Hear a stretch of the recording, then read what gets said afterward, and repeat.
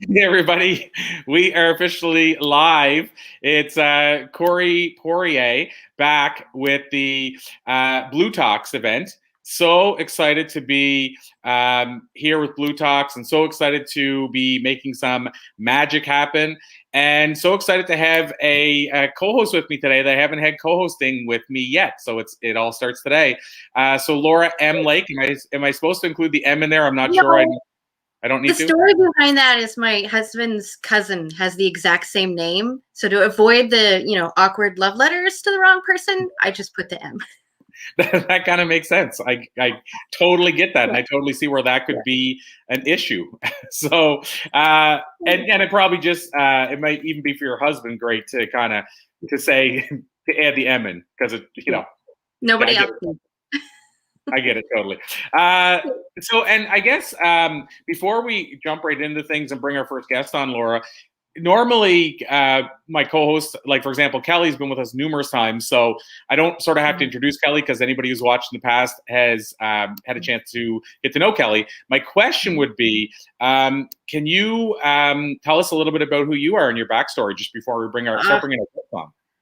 That's one of the hardest questions and one of the most fun at the same time. So I like to describe myself as a playful, innovative change maker. So that's not the word, luminary. There we go. Playful, luminary, change maker. Those are my 3 words I've decided to label myself as because I just embody them. And what I do is I help heart-centered change maker solopreneurs who want to really dive deep with their clients and kind of show up as themselves with that vulnerability and including empathy in their business. Like it's the heart-centered business that I've always wanted and was always told could never happen. So I want these people to show up and do what would take me 10,000 lifetimes to do. Wow, I love it. And I love the heart-centered thing, I think, and feel we're going very much more in that direction these days. Finally, yes. And yeah, finally. And I feel like people have been waiting for it. So I'm excited that we're actually going in that direction and the world is taking us in that direction. And I think people are craving it. And there's all kinds of things we can say. People would love to say negative about this time, but I feel like there's just as many things as we can say positive that change is happening that we never thought would happen. I mean, not to get in a soapbox, but even to think about the careers that now females are finally starting to get some equilibrium. Like we're starting to see some growth, and it's not quick enough. But I mean, like the CEOs. I forget what the number I heard recently, but the number I heard I think was like now 20 or 15% or 13% of CEOs are female in Fortune 500 companies, and let's say 10 years ago it was 3 or 5%. And so of course you could say, well, it's still only 10 or whatever. But if you look at that doubling in 10 years compared to 100 years of it not moving at all, I feel like we're finally making some inroads. So that's, to me, when you talk about heart-centered business and heart-centered leadership, I feel like that's a female quality in a lot of ways that's making its way into business. So I was raised by a single mother, so I'm the biggest advocate for females making their inroads. And I will say, I have to add this too, in Blue Talks, we've been so fortunate that, like, if I look at the Blue Talks books, and you probably noticed this looking at the backs. Yeah, I normally have mine right at the. There we go. Yeah, and so if you look there, that one actually had more males than any of them have, and that's still only probably about 30% males in that cover. I would say overall in Blue Talks, it's been about 80% female leaders. And yes, get your Blue Talks book. Yes, there you go. There's the either Vanna White or the what do you call it? Price is Right. Yeah.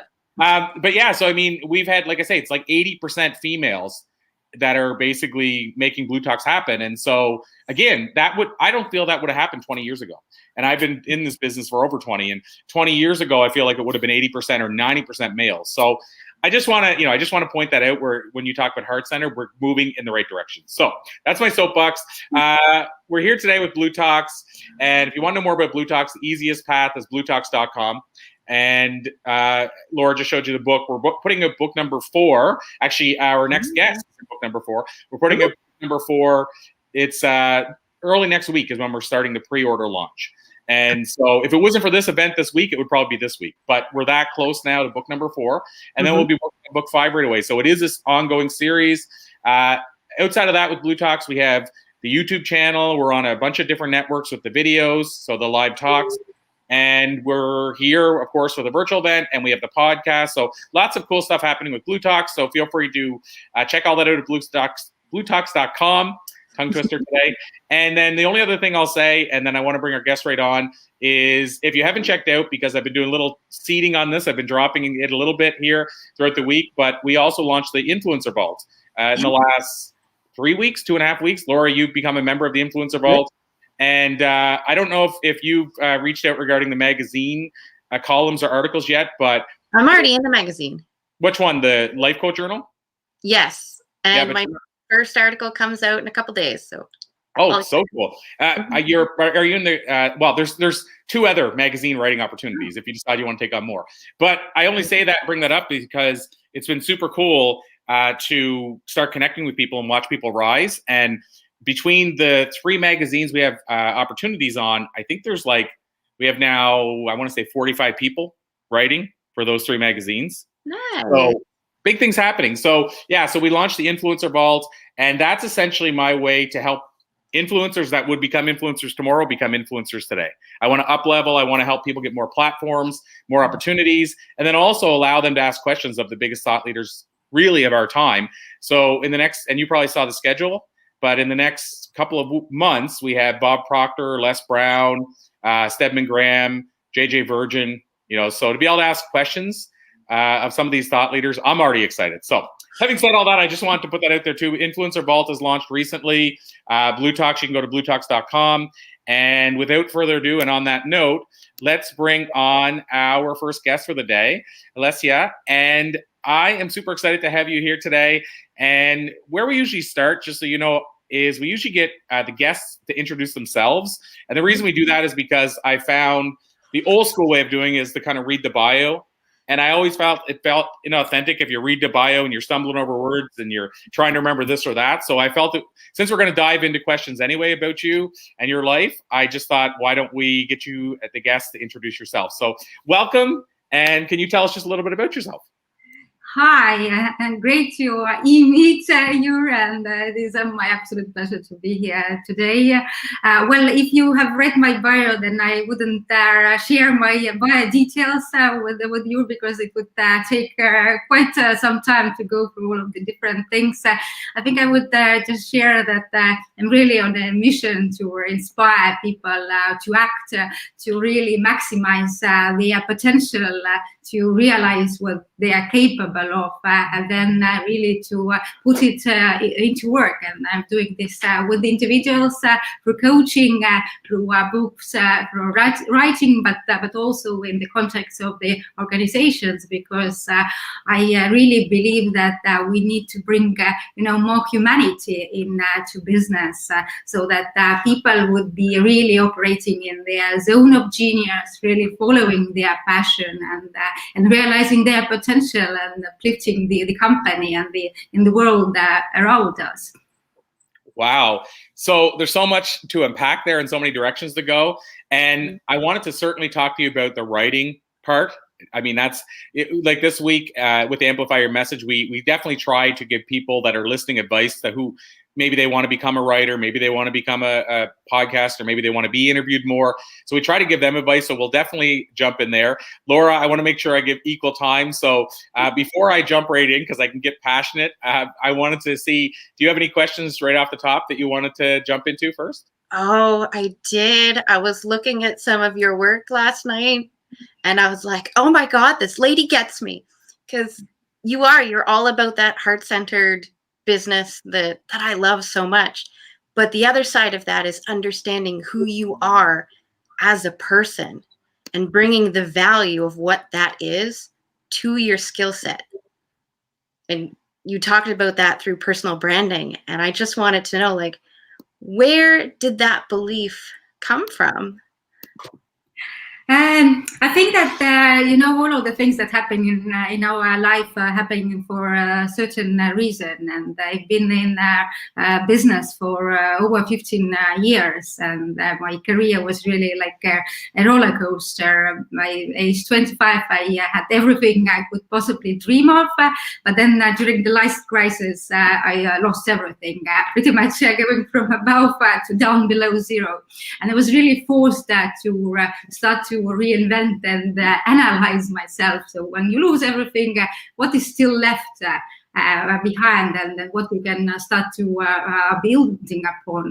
And I came to the realization that irrespective of where we are in a certain time in our lives, we always have our unique, I call it personal brand DNA, our strengths, our values, our why, also our passion, and everything that we have done so far, our story, both our successes and lessons.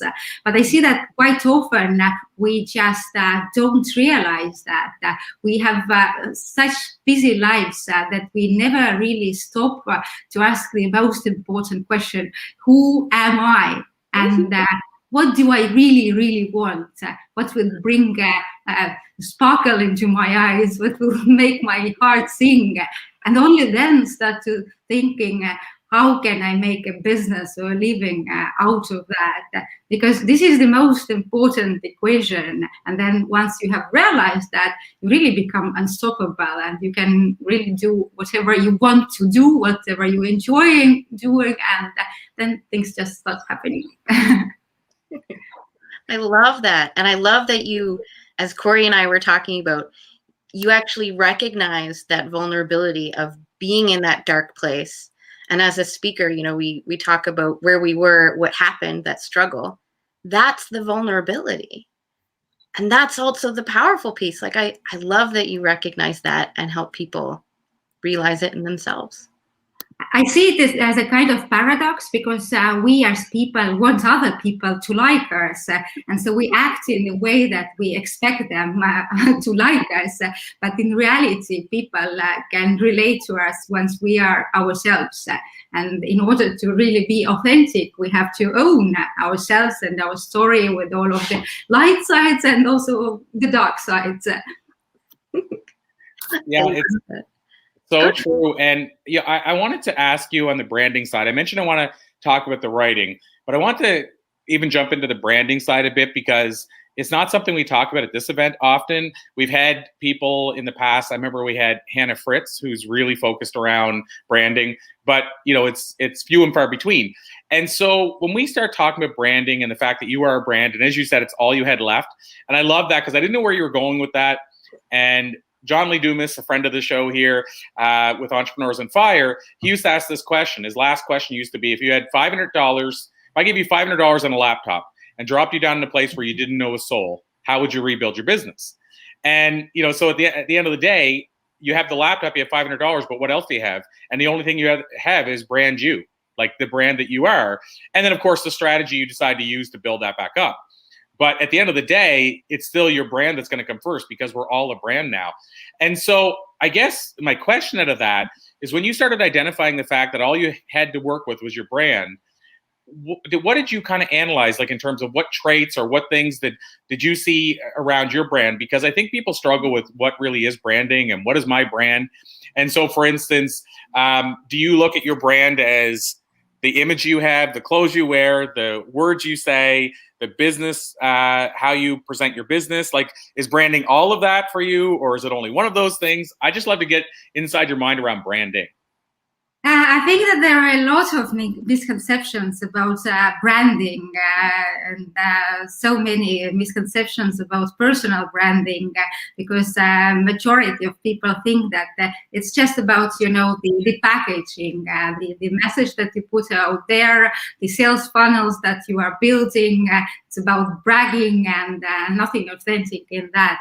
But I really see it as a combination of your essence of who you are, and then understanding, on the other hand, what is your message, but also who is your ideal customer is and what are their needs, and then finding this sweet spot. And once you have that settled, then personal branding becomes really amplifying your message. But you really have to understand the why behind that. Why are you doing that? And the fact is that we are already brands. We don't have to, invent a brand. We are the way that we are. The question is that whether we are managing it strategically and consciously, or we just let this image develop on itself. And if a couple of years ago, perhaps it was not such an important issue that everybody would have to be doing their personal branding strategically. Then now the rise of the internet, and especially the last year until the lockdown, really showed us that we are actually living in a world where we have two brands. We have our physical brand, the one that people with whom we interact one-to-one know, and all of the reputation that we have, but we also have a digital personal brand. And we really have to understand ourselves first in order to be able to create a digital avatar, we could say, that would at least portray who we truly are and what we already have achieved, but also would be really amplifying our personal brand.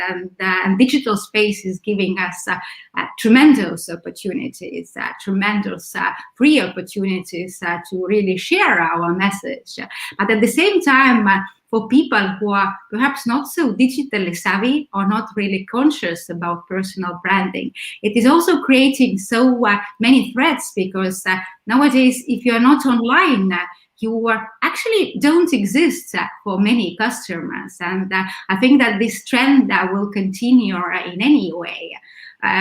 10 years ago, Jeff Bezos said about personal branding that this is something that people would say about you when you have left the room. But I believe that today it is much more than that. It is what people would know about you before you actually enter the room.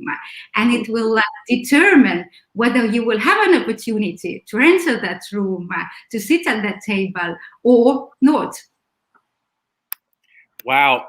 Something I love that you said there. I didn't know Jeff Bezos said that. And I have that in my book from maybe 4 years ago. And I didn't use the exact same words, but it's 100% the same premise. As I said, that I think I say your legacy. So not your brand, but your legacy is not just what people say when you're dead. It's what they say when you're not around. So when you're not there and they're talking about you, that in essence is your legacy. You could make the argument that what people say about me behind my back is none of my business, but it's still, at the end of the day, your legacy is what they're saying about you. That's how they feel about you. That's what they think about you. So I love that he said that and you mentioned that. And on the branding side, then you said something really key there that I wanted to dive into, but I wanted to also get your take on it. So about the essence of who you are, and it makes me think of also how we present ourselves. Is it a reflection of what we really feel, or is it something that we're putting on a mask because we think it's the mask that'll get us more customers? So for example, whenever years ago, I was selling photocopiers for a living, door to door. And I remember this client, her name's Kim. I won't say much more than that. I'll add one more thing. She's with the government. I'll just tell you that much. I won't say what city or anything or what country. But I was selling to her, and I said, she goes, "It must be so hot out there all the time, wearing a suit all the time and dark black hair." And I said, "Oh, it's killer." I said, if I had my way, I'd shave my head." And she goes, "Well, you'd never be walking through this store again because I'd never buy from you." And that was her perception of it and her opinion. And by the way, it's changed a lot since then. I mean, we're going back over 20 years. But my point about that is I wanted to shave my head at that point and knew I couldn't. But that client kind of further instilled that. So I was wearing a mask. And so my question, because I shaved my head almost once I went into business for myself, not long after. By the way, my business went up because I think I was being more who I wanted to be. And I still had my hair fine. Like I wasn't even losing my hair. It's something I felt that was a better fit for me. My question out of that is I wore suits back then as well. And as soon as I went into business for myself, I would still, for talks, I would still wear a suit, but I'd wear an open collar shirt. I don't think I wore a tie once since I left the corporate world because it wasn't me. So how important is it that we make our brand fit around who we are versus trying to put a mask on of a brand because we think that's what people want to hear. Because I feel there's a lot of people out there that they're not being authentic with who they are, and it's costing them business. Like, for instance, it wouldn't be authentic for me to be sitting here with a suit and a tie. It just wouldn't. And so the question is, should I adjust because maybe I'll get more clients? Or in your opinion, should you stay with who you are, and should your identity reflect who you really are in the inside? I know it's a big question, but I'd love to get your take on it. I think that personal branding works only if it is truly authentic. You cannot put a mask and then wear it 24/7. And we live in the world where we are 24/7 available online. So it is a lot of job to create a mask and also to wear it, and it will sooner or later will backfire. And I also see that people, both in the face-to-face interactions, but also online, have this authenticity detector. They can spot all of the inauthentic stuff. So it doesn't make any sense to do that, because I think that personal branding is first understanding yourself and your values, but also your style, and trying to be the way that you would normally be. But at the same time, also understanding your ideal customer, because when we're talking about strong personal brand, that means that we have a very clear positioning. We can't be likable by everybody. That's not possible. We as people relate to people who are similar to us, and we have just to understand who is our tribe, who we want to relate to us. Because if we are not talking to our ideal customer, we actually are not talking to anybody. And in case of strong personal brands, I think Donald Trump is perhaps the best example. You cannot stay neutral if I say the word Donald Trump. You either like him or you hate him. And I think this is a definition of a strong personal brand, that you stay true to yourself, irrespective of the situation.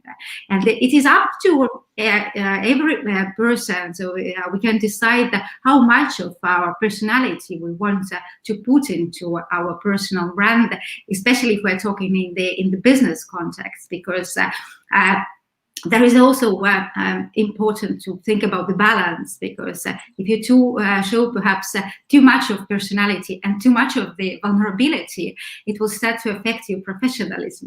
So you have to find this fine line and then stick to that. I actually made up a whole term for that before I even knew who Brene Brown was. I called it constructive vulnerability. And the whole point was to get people to show a little weakness, look human, and have that connection to other people, but only in a way that adds value to who you're talking to. And while you were discussing the whole personal brand, it just made me think of the example of a peach. You can have the most perfect, juiciest peach that was owned by some celebrity that I don't know, and I don't care because I don't like peaches. Right? But somebody else may love it and will see the value. And it's the same thing for our personal brand. So my question is, the word authentic is being thrown around everywhere. What is your definition of being authentic? I've been struggling with finding the right definition for what authenticity is, because in personal branding, there were two mostly overused words. One is authenticity and another is consistency, but nobody really tells you how to be authentic or how to really be consistent. And I realized that authenticity really comes from understanding who you are and accepting you as yourself and starting to love you with both your strengths and your weaknesses. And then you really own your story. And then your voice is becoming authentic. And the more you share your story, the stronger your voice becomes, and the more authentic you really are. And people feel that, especially if you're also building on your passion and you really love what you are doing, then people can sense that. People want to have the same thing. They want to have the same sparkle that you have in your eyes, and they start to dig in. can I also have what you have? But I think that everybody really has it in themselves if they just stop and then really ask this pretty easy question. We have in different workshops one exercise when you have to talk about really just answering this question, who you are, for 3 minutes to the stranger. And then you have to do this again, and then again. So you have to talk about yourself for 9 minutes. And what I have seen is that in the first round, people are talking mainly about their roles and their status and all of the external things. And once they don't have anything left on this shallow side, then they start to really look inside and start to talk about things that they like, things that they care. And then they start slowly to get to the point of what is really important, what are the true values that they not only talk about, but really live by, and how do they do it in their regular life. And then once they tip into this small voice, then I think the authenticity starts to grow. Wow. So the branding side, this is, for me, this is so powerful because, again, it's not something we talk about. And as you mentioned, there's a lot of these elements that we don't really fully either understand or we're talking about them freely, but we haven't really identified what they mean to us. And so I mentioned I wanted to shift as well to talk about writing. And so I wanted to, first of all, when we talk about writing, one of the things I've been asking people this week is about their writing process. And it's one of these things that I never used to ask about, but yeah, people would ask me all the time, what's your writing process? And I'm thinking, how many people want to know this if it's a question I'm getting often and it's a question I should be asking? So that's where I'd like to start, is to ask you what your writing process is. And just for some context, I guess I'm thinking along the lines of, do you set an outline of here's what I want to write? Or is it channeled through you? Do you wing it? Do you sit down and say, I'm going to write a certain amount each day? Or do you just say, okay, I feel it right now, I'm going to sit down and write? And I don't think there's any wrong answer because we've heard all of the above over the past week. So what's your writing process? I just write the question or the topic on the screen, or I'm normally writing on the computer, and then I start writing, and I'm just writing out everything that pops into my mind, and once I feel that I'm done, I put it aside. And then in a couple of hours, I would come back and would start to really look at what has come out, and would perhaps put one piece in front of another, and then look at the mistakes and then typos and things like that. But what I've realized is that once you really allow yourself to really just write out the things that you have on your mind, then there are not so many things that you would later want to correct. You perhaps would just fine-tune it a little bit.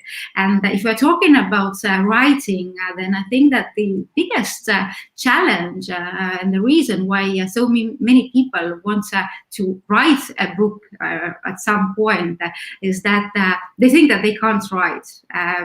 They think that they just don't have this capability. But we all have that. We just have such strong inner critics that immediately, once we already have the first sentence written, we start to analyze it. And I think that this really stops the creative process.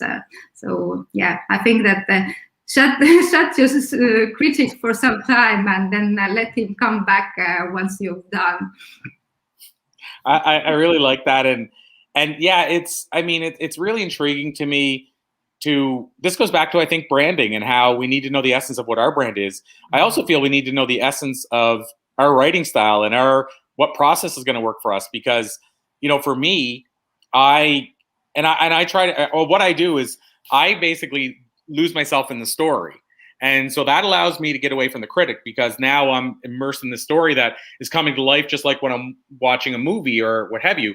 So for me, I guess I could say I go more the channel route, and that goes to my writing as well. When I write music, some of my songs that are 6 minutes long took 6 minutes and 3 seconds to write, so like it came out and I couldn't even stop it if I wanted to. And so I work that way, fiction or nonfiction, which is strange. But for me, I'll sit down, and it doesn't have to be a certain day. I'm going to knock on wood because I've never had writer's block, but I wouldn't even want to know what I could write every day if I set aside time to write, but I don't. So right now I have a book that's coming up that I haven't started writing yet. In my head I have, and I've already visualized. I knew the beginning and end for a long time now, and I know what I want. There's a swerve at the end of the book, and it's a parable, and I know what I want to write, and I'm picturing and visualizing. So I'm doing, I guess, my mapping out in my head. But when I sit down to write, that character will come to life, and I won't think twice of it. Any word he says or she says, but in this case a he, I won't think about anything at all. And the book will just keep going until the book is done. And I'm actually thinking of taking July to write the book. It won't take me the full month, but I'll go back through it a couple of times like you mentioned. But anyway, I just wanted to say that it's interesting when we talk about writing styles that there's so many. And I really liken it to, at the end of the day, I think and this is what you've been saying, it's so important for us to feel what works for us and figure out what works for us and live in that. Because how many people reach out, like I say, and ask people, what's your writing style and how should I write? Should I write 30 minutes a day? Well, why would you try to emulate what somebody else is doing and then hate writing because of it? Sit down and see if you can write 30 minutes a day. And if you go, wow, I love this 30 minutes I'm doing this, do it. But if you sit down and go, oh, this doesn't feel comfortable, I'm coming up with nothing from scratch, and I think I need to map this out and plan it. If that feels right, then do that. But people who are notorious planners, I think would have a very tough time with just sitting down and start typing. And people that don't want to plan at all would have a hard time putting index cards on the wall saying chapter 1, chapter 2, chapter 3. So I just wanted to get your take on that. Laura, maybe I'll pose the question to you before we dive deeper, but do you have a specific writing style or approach you take? I do. And it's funny you asked, because I've been writing for the Life Quote Journal. I'm just looking for one of my things because it should be right here in front of me. When there's a broad topic, I like to do a mind map. I don't have my full one, but like something simple. Because there's so many things you can write about, and I get overwhelmed, and I know that I do. So I'm like, just like mind puke on the page, let it all out. And then I think of, okay, what is my intention? And instead of it being the topic or the question, it's what is the one thing I think is most important about this topic? And I have that intention that I write at the top of my page. And then I go to kind of your style, and I'm like, what is the story that I have that demonstrates this intention, that has some sort of educational, inspirational element to it, but it's also bringing out who I am in my writing style. So then I don't have to be afraid of anybody going, you don't write very well. Right? You always are afraid of that. And if I took this book and I went to my grade 12 English teacher and I went, look what I did. Right? She'd be proud, and my grade 12 version of me would be proud too, because I never thought it would happen. Yeah, it's so amazing. And one of the things I hear, and Olesija, I want to dive into your book itself, but one of the things that I hear so often these days, and I mean, it's so rewarding, is, for example, with the Blue Talks books, we're seeing a lot of people that have never had their writing published in a book before. And so a lot of people in general will discount an anthology or compilation book and say, well, you only wrote a chapter or what have you. My first book, whether it was a compilation book, and I've written 13 books since, that's what started it all, because to your points, it gave me the confidence that I could write. Seeing it in writing was able to go, look what I did. My mom was able to say to her friends, my son's a writer. And there's so many other things that came from that. And it became a best-selling book. I mean, it was actually, we were early in the Amazon process of creating a bestseller. I mean, that's 15 years ago. But my point is that even that, being a best-selling author on my first book, people always ask me, is it a co-author or an author? And I tend to go, I'm the co-author of this best-selling book because it feels right to me. I don't think there's a right or wrong answer, because you are technically a writer of a best-selling book. But I always say co-author. But that book series launched everything for me. I'm so grateful that I went into an anthology book. But to that point, what you're saying here, look, it's almost like Seth Godin says, here, look what I made. And you can hand somebody and say, look what I did. And so I think sometimes people discount that, but out of the 140 some people who will have been published in Blue Talks books, by next week, basically, I can tell you that probably about 75 of them had never written in a book before. And some of them are saying, I did a happy dance, I did cartwheels. Somebody posted just yesterday, Ed Andrew, I didn't even know on LinkedIn it was the first book he was in. And he said, I'm now officially a best-selling author. Like and this is a guy who's been a coach for years, worked with so many clients, and it means that much to him. So, Laura, I just want to acknowledge that for most people, that's a big deal. And you got something written and you have something in print. So that's a huge deal, and it's important to be honored. Now, having said that, I'll circle back to your book now because I think it's important to dive in there. So your book is called A Brand Named You. And so can you tell us, and this is what I want to get to about the book side, why you put a book out, and from a branding point of view, since we're talking branding, how big of an impact has the book had on your business? Well, I think that from the personal branding perspective, writing a book is the best way to really position yourself as an expert because, as you've said, writing a book is a big deal for many people. And in the reality, I think that the process of writing a book is much more simple than that most of the people who haven't written a book realize. And because of that, once you say that you are an author, you really you really become something more than just a consultant or a coach or whatever. And I also think that writing a book is a very good exercise for you to really understand that, like really to go deep into your matter. Because for you to write a book, you have to go through different books that already exist in the market space. You also dive into different topics, and you really get a true framework in your head. And for me, it was this process of writing a book. And once everything was out on the pages, we distilled it to 7 most important questions that we now use as a roadmap for personal branding strategy. But those 7 questions would not have come out without first writing these 308 pages of the book. I think that in writing the book, there are 2 difficult parts. First is to start, and then the second one is to actually finish, because the more you are digging into the subject, the more deeper and deeper you want to write. But yeah, the book, The Brand Named You, it's actually our readers say that it's not just a book; it's more like a workbook, and that really consists of 100 steps with questions which really help you to understand. First, understand yourself, and then once you have this understanding, to create a sort of marketing plan and then package it attractively and then market it effectively. And those questions might be simple, but sometimes answers for them are not, because exactly that I see this because I work a lot with traditional businesses and successful entrepreneurs who have strong physical personal brands, but they are pretty much non-existent on social media. If you go and have a look at their LinkedIn profile or Google them, then you would never believe that this is a CEO of a big corporation. You would rather think that this is some guy or some startup or in the garage. But I think that once again, coming back to this topic of amplifying your message, you first have to understand your message and really understand the impact of that. And once you have that, you just need the right tools to spread the message and to get the visibility that you need. You know, it's one of the things about your book. I was going to ask you, it has a different look than a lot of books. I know it's 300 pages, I believe. I'm going to say, the best way I can say this, it's not a super cheap or low cost book.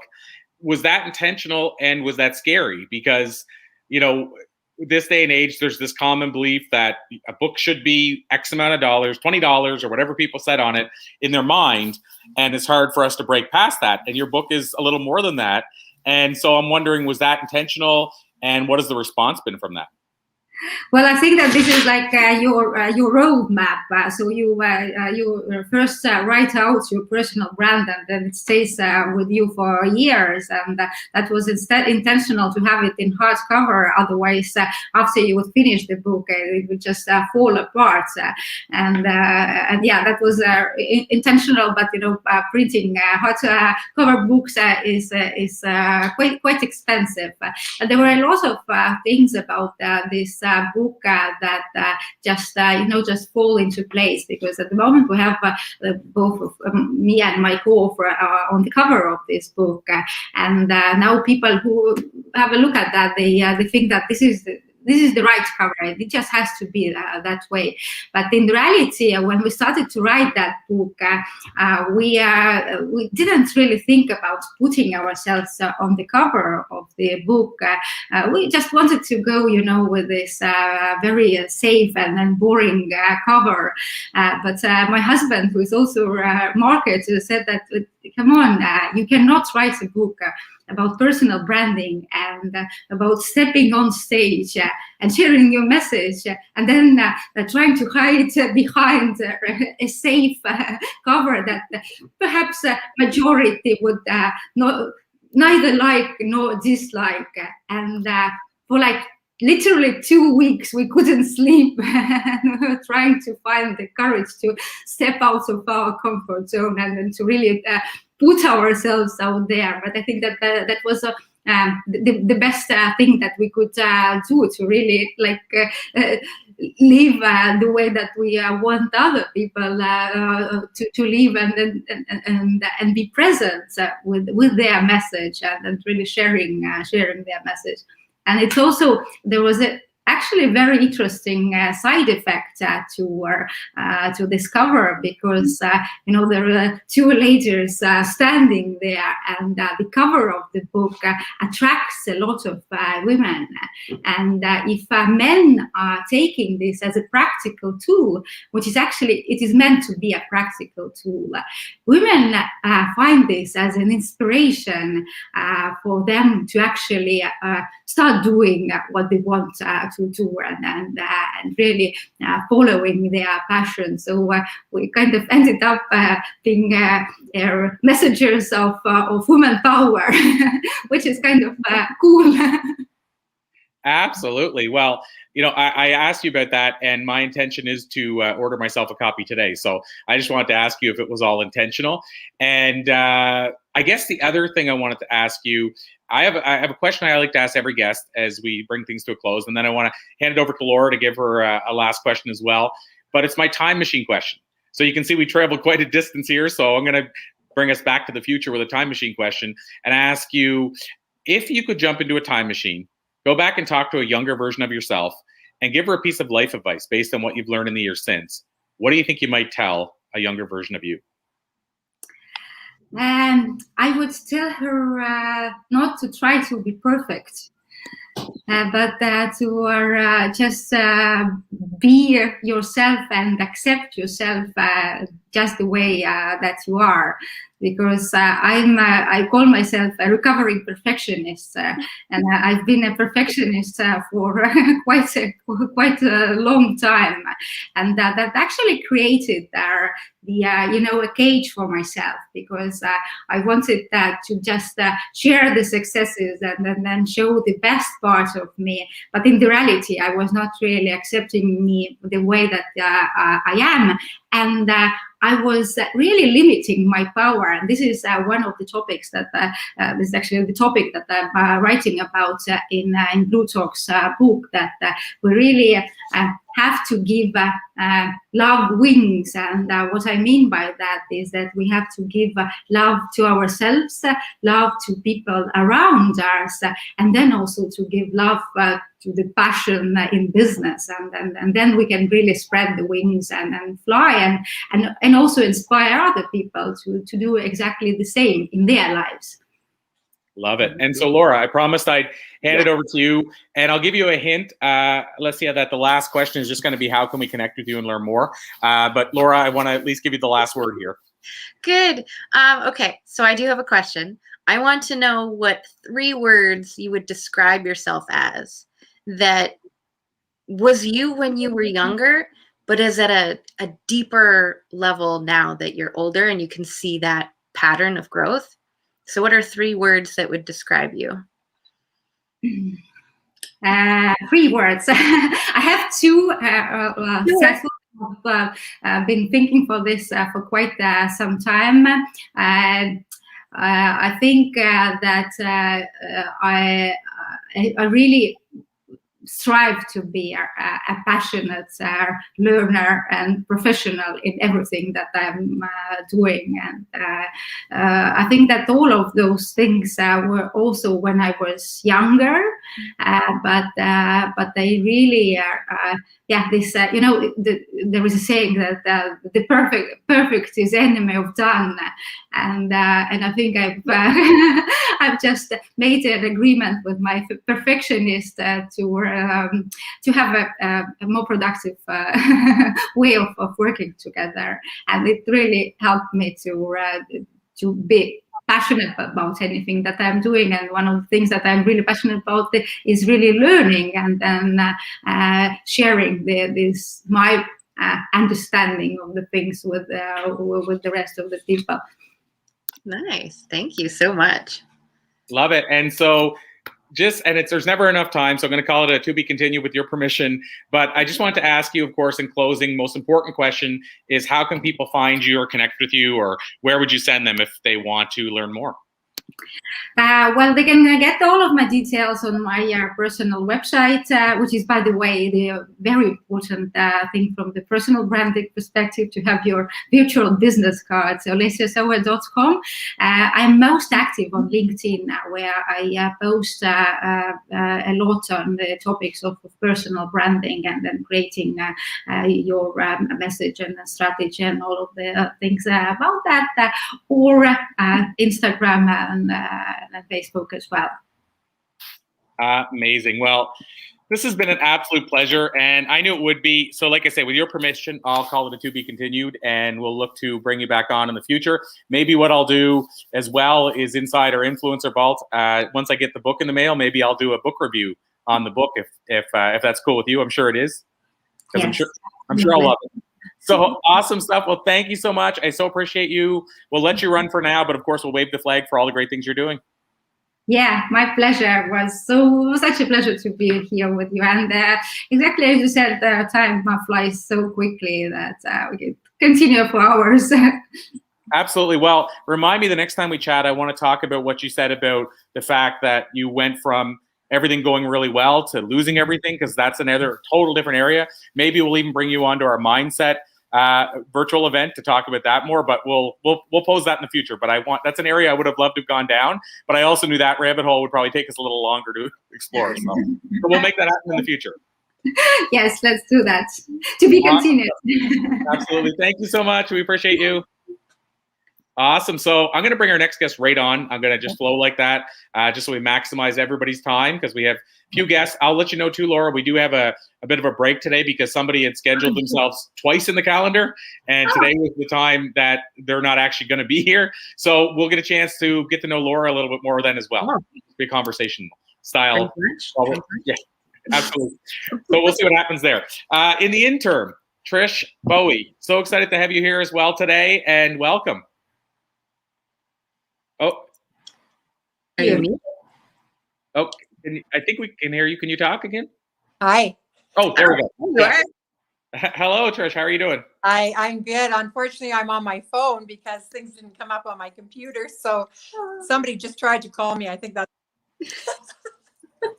It's all good. It happens. Mm-hmm. We're used to it on here. As far as technology, anything can happen, or anything that can happen rather will happen. So it's all good. We have you here. That's what matters. So, Trish, usually where we start is we like to get the guests to tell us a little bit about themselves so we get to know them a bit further. So on that note, can you, I guess, tell us a little bit about yourself? And there's some areas, because I know you somewhat, so I want to dive into a few areas. But can you tell us a little bit about who Trish is? Okay. Well, I am a transformational coach and healer. And so I've been teaching Reiki for over 25 years. I've created my own healing system. I work with different systems of Reiki, and I am a wife, a mother, a grandmother, and just love life to the fullest. Love it. And, one of the areas I wanted to dive in first, because I know this is something you shared with me, and I won't go into too much depth because I'll let you decide if you want to share it. But we both know a fellow coach that I remember you told me that you worked with and saw a massive transformation in your business. And, I wanted to start there because I think a lot of people struggle with investing in themselves. And, if I invest in myself, will this pay itself back? And you shared that experience with me that I think even that, you were hesitant, but it basically changed the game for you in a short amount of time. So I don't know how much you're willing to share on that, but I just love to talk about that if you're open to it. Yes, I'm open to it. This last year has been so exciting for me. Yes, it's true. I hired a business coach. I've been in business for since 2000. I actually had a storefront, but I guess 1996 is when I started my business. And I was getting older. I'm going to be 65 this summer. And so I figured I have to learn this social media stuff because I don't have a clue what and so I always forever have said in my business that the one thing held me back was social media.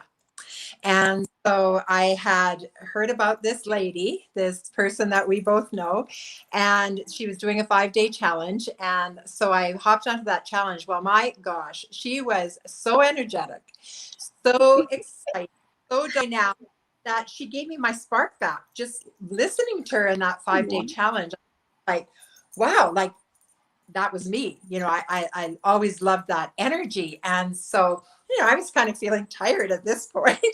And so anyway, I thought, okay, well, I'll hire her. We could either go on a group thing package, or I could just do one-on-one with her. So we decided, because I'm older and I have a hard time grasping all this social media stuff, that I would do one-on-one with her. But that was a lot of money. That was over $10,000. So I kind of choked when she gave me the price, and I said to her, okay, well, this is on a Thursday. If I can create the money by Monday, I'll hire you. And she kind of, oh, okay. She probably thought, nah, that'll never happen. Anyway, she and I got on the phone and I started getting creative with different classes that I offer. I phoned one outfit that has hired me in the past, and I got a job with them. That was $5,600. I had 2 checks come in the mail for training that day. That was another $1,000 each. And then I just thought, okay, well, I'm getting there. Like, that was $7,600. Well, I just have to create some more classes. So I created Heal Your Life, and put it out that I was going to teach it, and put out that I was going to teach Reiki training. And so I just put it out there. Well, by Monday, I was $500 short. And I went, no problem. I can create that $500. So I'll take her. I'll get her as a coach. So I got her, but then COVID hit. Like, I think it was just a couple of weeks later, if that. And COVID hit and my door shut because I'm under the massage therapist thumb. And so my doors closed, and I was thinking, oh my goodness, how am I going to come up with that money now? I mean, it's not like I couldn't, but I didn't want to touch any savings, right? So I'm that person. So anyway, I just, the $5,600 was gone, of course, because I couldn't go teach them. There's no money. There was no money coming in. So I had to, get on with it. And so she started teaching me a couple of classes. Well, my gosh, you guys, it was way over my head. It was way over my head. I'm like, you know what? You have to give me some space. I need to stop and just comprehend and think about everything that you've just said. And I need to just go away. And I actually went away to this bed and breakfast and stayed there so I could get my head around everything. And I said, don't worry though, because I'm going to come out, and I'm going to come out full force, and, don't worry about that. I'm sure she wasn't sure who I was, so she didn't know. And within like probably a week, I was doing my first Facebook Live. I was so shy. I was in Canmore, and just before COVID, maybe I was in Canmore, and I had a black coat on and a toque and black sunglasses, and it pitch black at night, hoping nobody could really see me on that live. I was so afraid. I remember being so afraid. And like now it's just like, it's my life. But so from that point on, I was reluctant. Yes, through parts of it, I'm like, oh my God, why did I ever put out that much money just, for this, to learn how to do some lives and a few things. That was sort of my first attitude. And anyway, since then, I have to tell you, probably it was the first month that I got out there, I made the $10,000 back. The second month, I made another $10,000.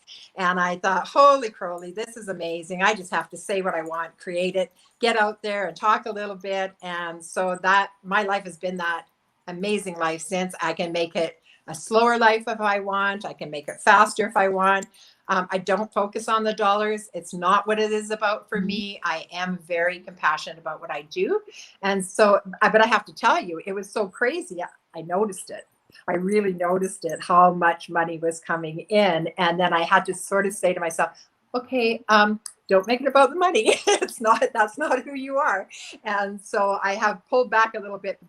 The cash flow doesn't stop, as long as I am willing to get myself out there, as long as I'm willing to say who I am, as long as I'm willing to, do the odd live, you got to be out there. You've got to get out there so that people can see you. If they can't see you, or if you're not giving them any information, they don't know what you're doing. And so this is something that I never had in my business. I was always so busy doing healing work on people that I hardly had time to market myself. And so I would throw some Reiki classes together here and there and get a few people.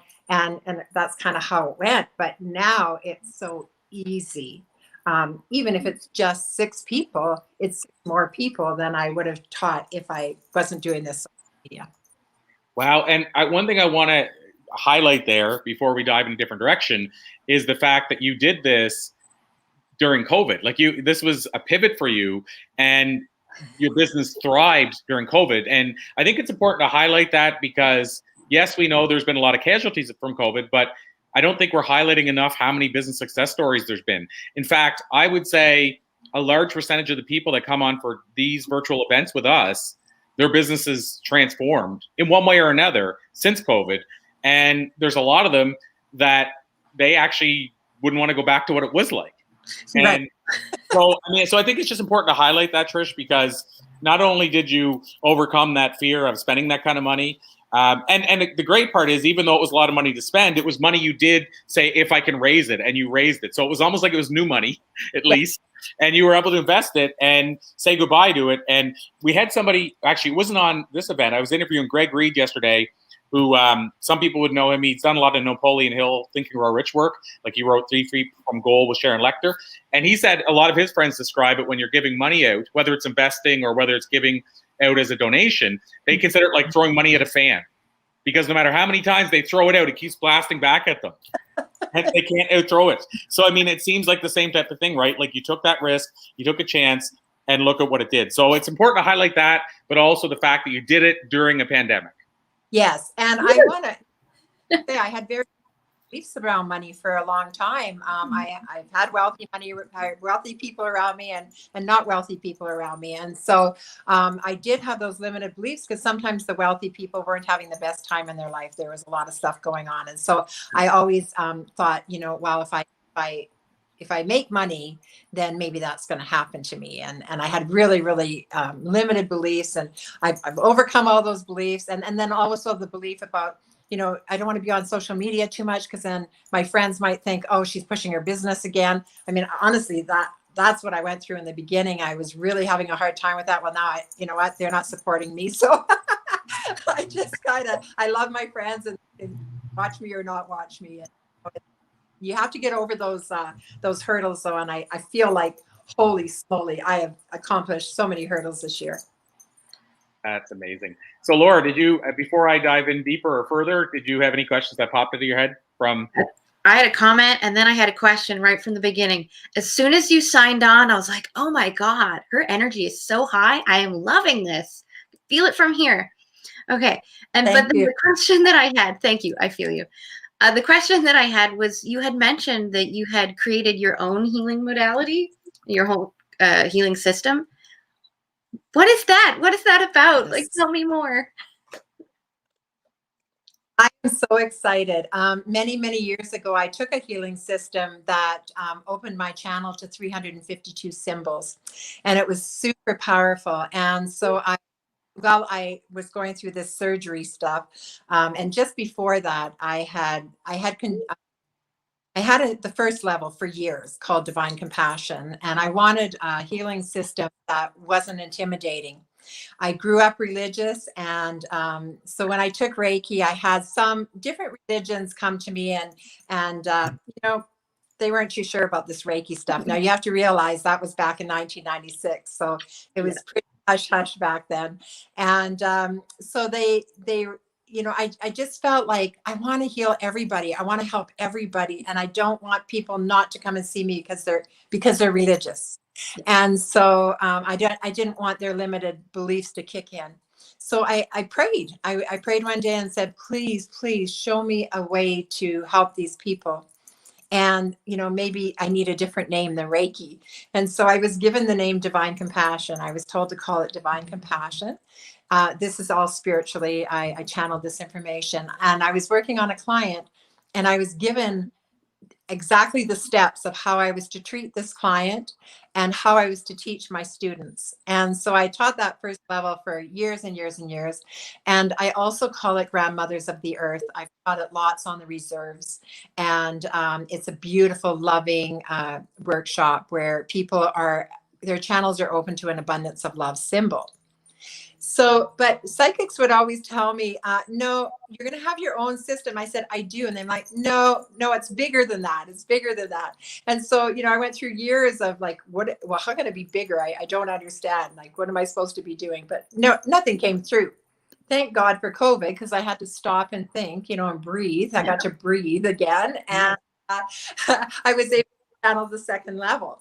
So then that was super exciting. But then I think I'm not sure if it was just after my surgery. I had major surgery in January 26th. Mm-hmm. And I had no painkillers and after the surgery, and I had no pain.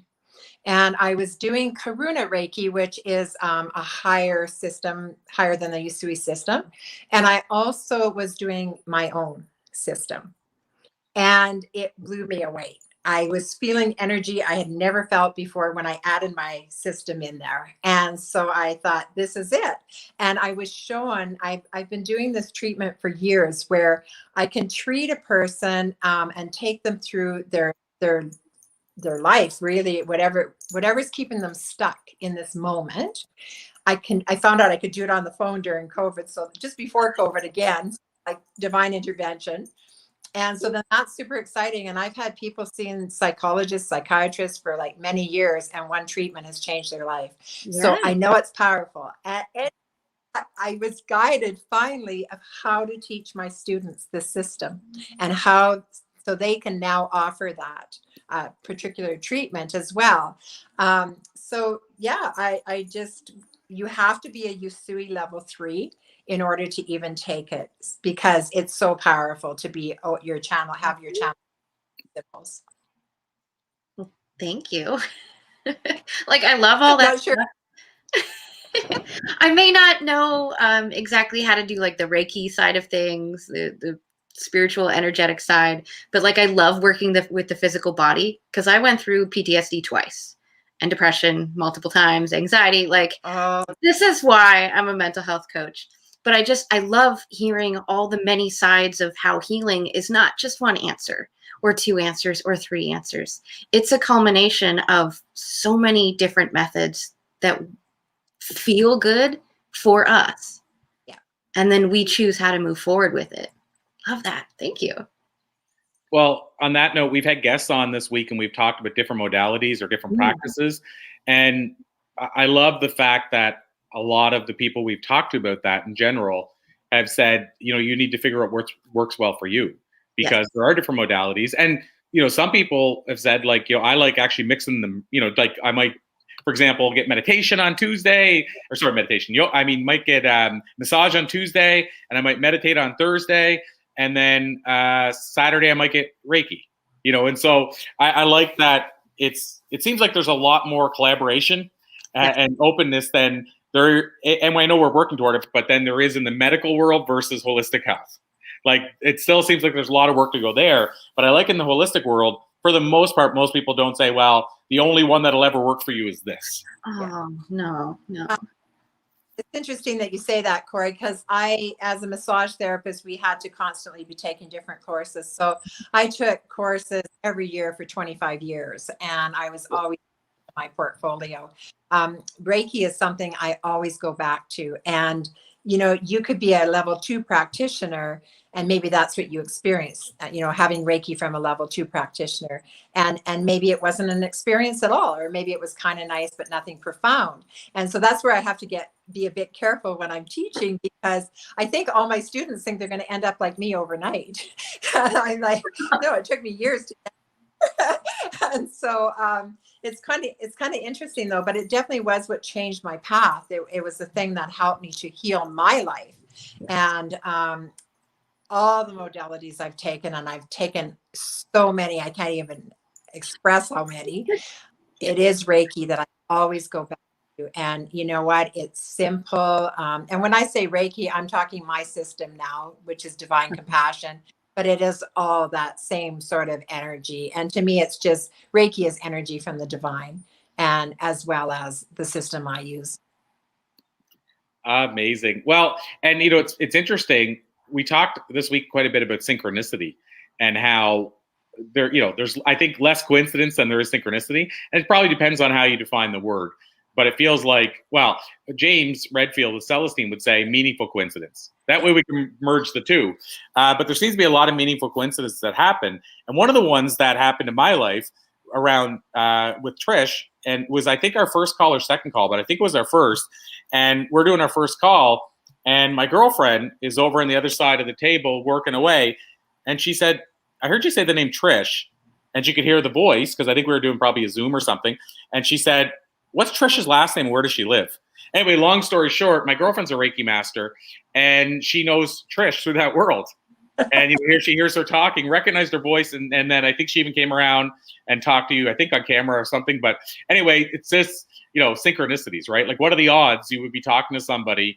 And I mean, she lived in Alberta, so I mean, there's the odds go up a little bit, but she doesn't live in Alberta now. And, I'm talking to Trish at the time from Prince Edward Island, across the country.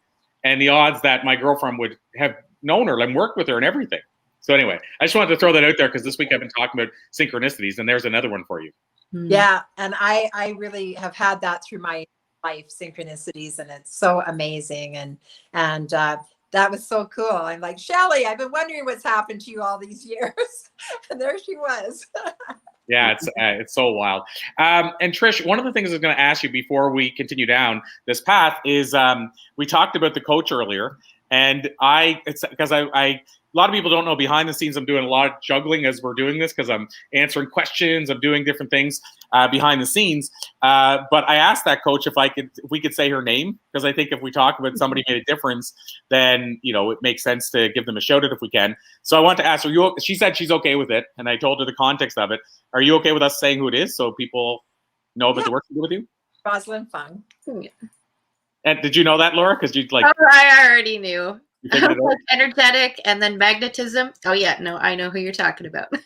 Awesome. Well, I just think it's good to give people a shout out when they do work that is having a result.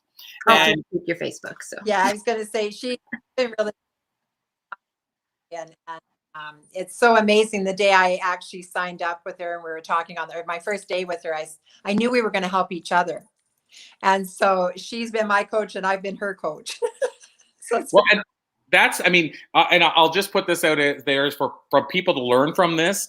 I'm going to say it's something that Rosalind does, but it's something we can all learn from.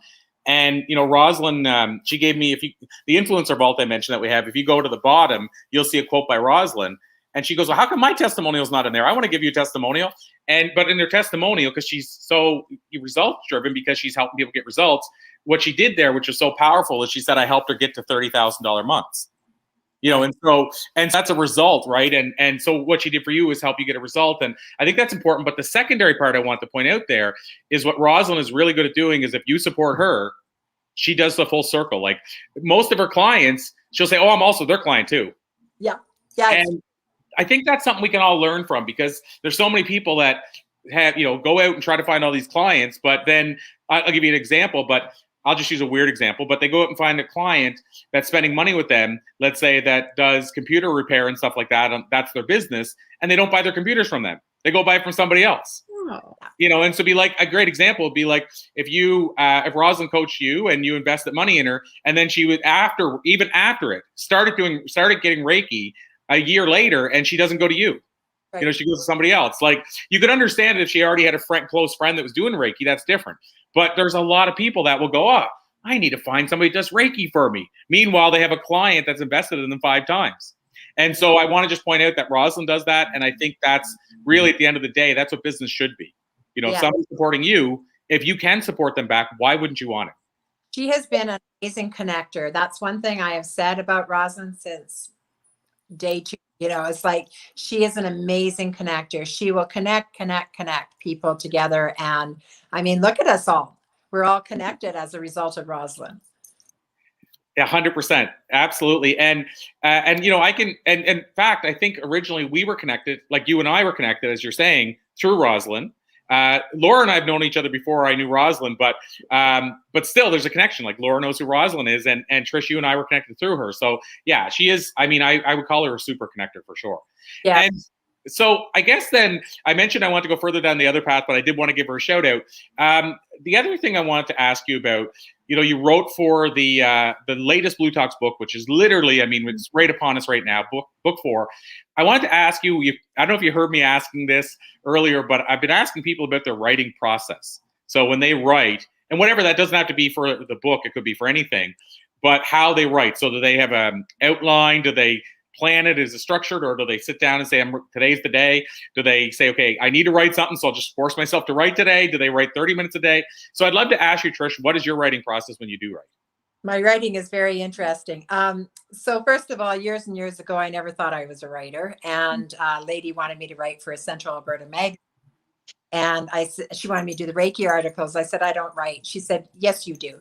Just write whatever, and I'll edit it. And so that's how I started back in those days when I first was doing Reiki.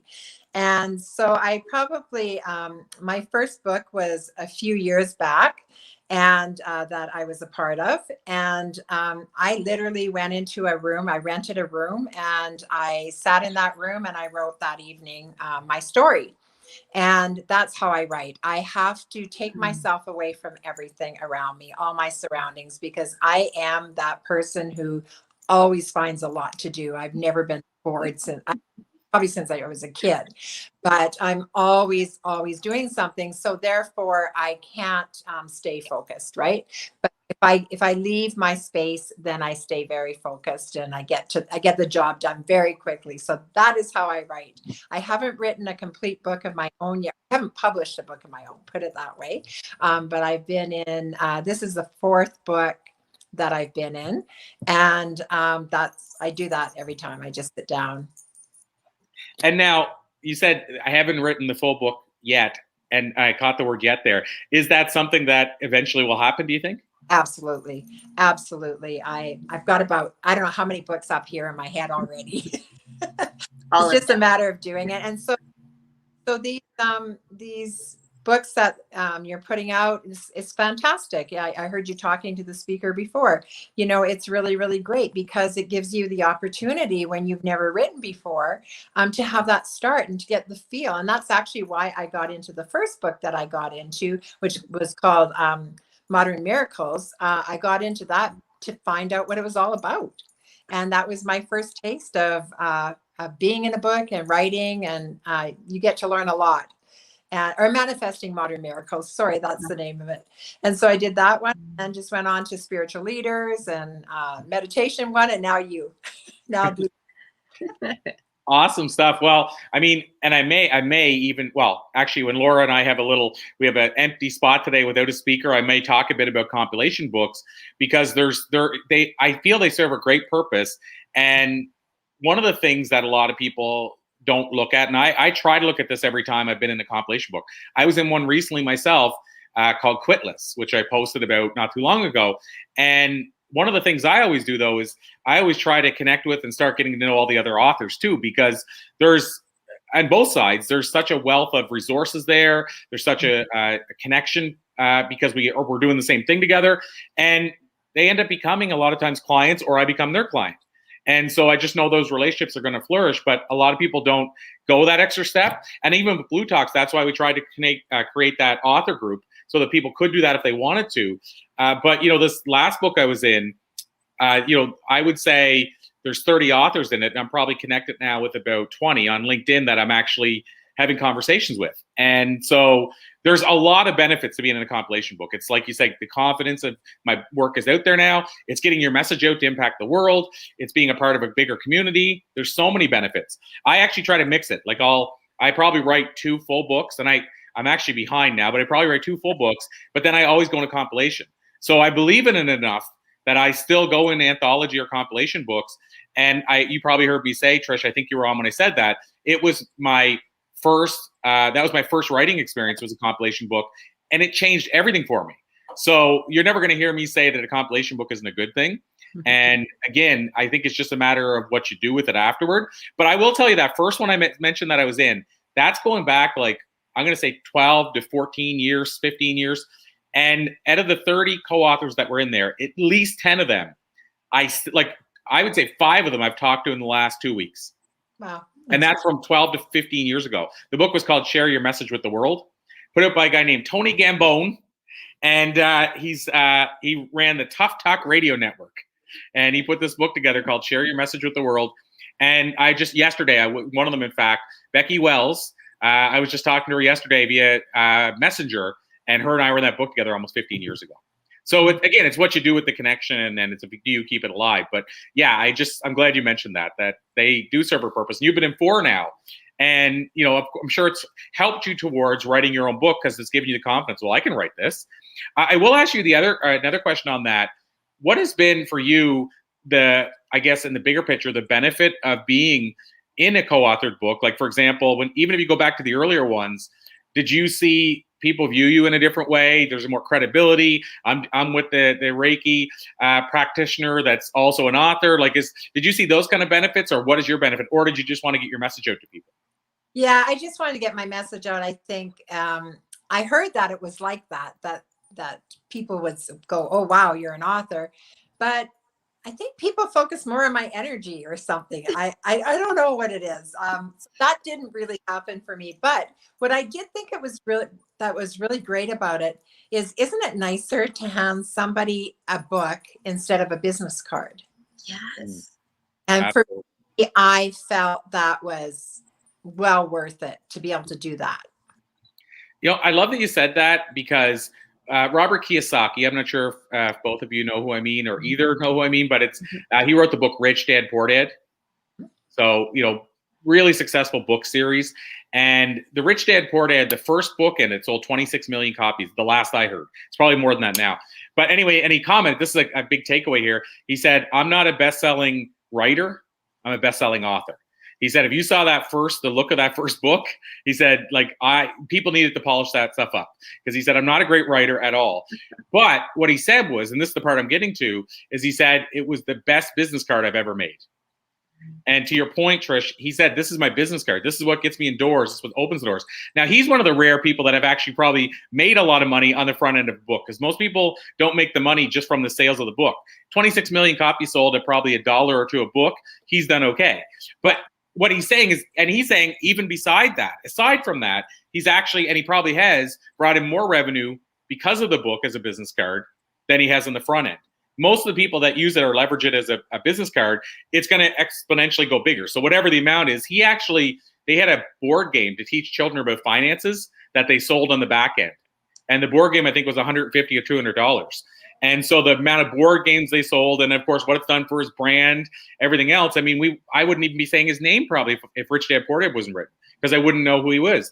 So, but again, the takeaway there is, he said it's the best business card I ever had made, and he got paid for it because it opens those doors. And like if he hands that business card out to somebody who's thinking, okay, what speaker should we hire? And he just went into a meeting with them. Who are they going to hire? The guy that wrote the book on it, or the guy who didn't, or the girl that didn't? Probably the person that did. So yeah, so I agree with you. Great business card to hand out. I'm excited to see what Blue Talks brings, because I figure I have a different energy now that I've brought into this book. And I think that, yeah, I have a different approach on social media as well. So I'm excited. I'm looking forward to see what that brings. And, you know, I always wanted to write a book. I spent years telling everybody when they come and see me, my clients, I'm going to write a book on Reiki. And I was sure that book was going to go on Oprah. That's how important it was back in those days. And the title was kind of controversial. And somebody said, "You're not going to name it that, are you?"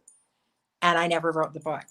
And so, and I said, now that Oprah show is no longer, right? Now she has a different show. And somebody said, well, she's still on. You can still get on her. But that's how passionate I was about writing at that time. So I'm excited to see what happens with these. Well, and to that point, when you write that book and maybe still use the same name, there's not, I mean, I could turn on the TV on a Sunday and see you on Super Soul Sunday. So when you said I was going to be on Oprah, I think you're going to be on Oprah. So I'm gonna put it out there. No, lots of time. Yes, I will be on Oprah.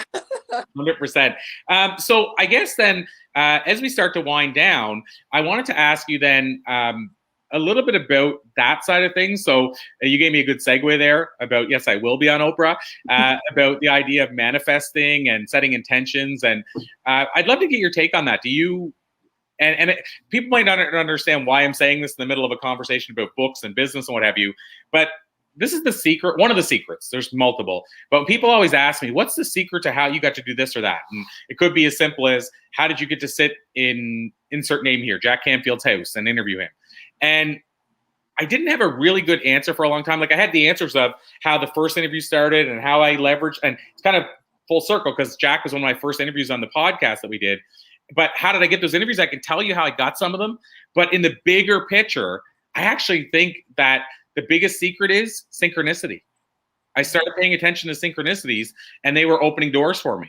Like, the universe was opening doors. Like, if for example, somebody would say, you should get so-and-so on for the show or whatever I was doing. And I fought it at first. I was like, no, I don't think they'd be a good fit. But then I said, okay, well, there's a reason they got brought to me, and I bring them on. And then they'd say, hey, do you want me to introduce you to so-and-so and so-and-so and so-and-so? Right. And so my point is, I think synchronicity is, and I should be writing a book on that, synchronicity for business, because I really believe it's a big part of the business side. So having said all that, what are your thoughts around setting intentions and manifestation? And I would feel they're linked somewhat with energy like Reiki, but I'd love to get your thoughts on that. Well, my whole life is manifesting. I feel like everything I do, I manifest.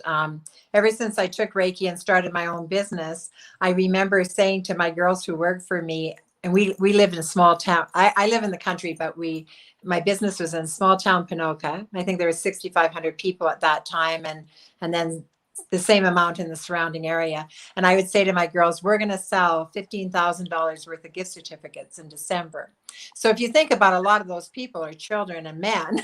That was a big dream to say that, but I achieved it. And I went on the next year to sell 17,000. And so I was always building. And I taught the girls, just believe it. Just believe it's coming, and we'll write down the figures as we sell it and put the bottom number, what we want at the end, ahead of time. And that's what we're going to make. I can tell you guys that's what's going to happen. And so I started manifesting way back then.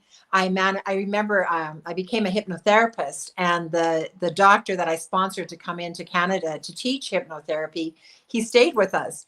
And I hated my yard. I just hated it. We had just built a house, and the yard hadn't been fully developed yet. And I looked out and I said, I can't stand my yard. And he said, well, you can change it.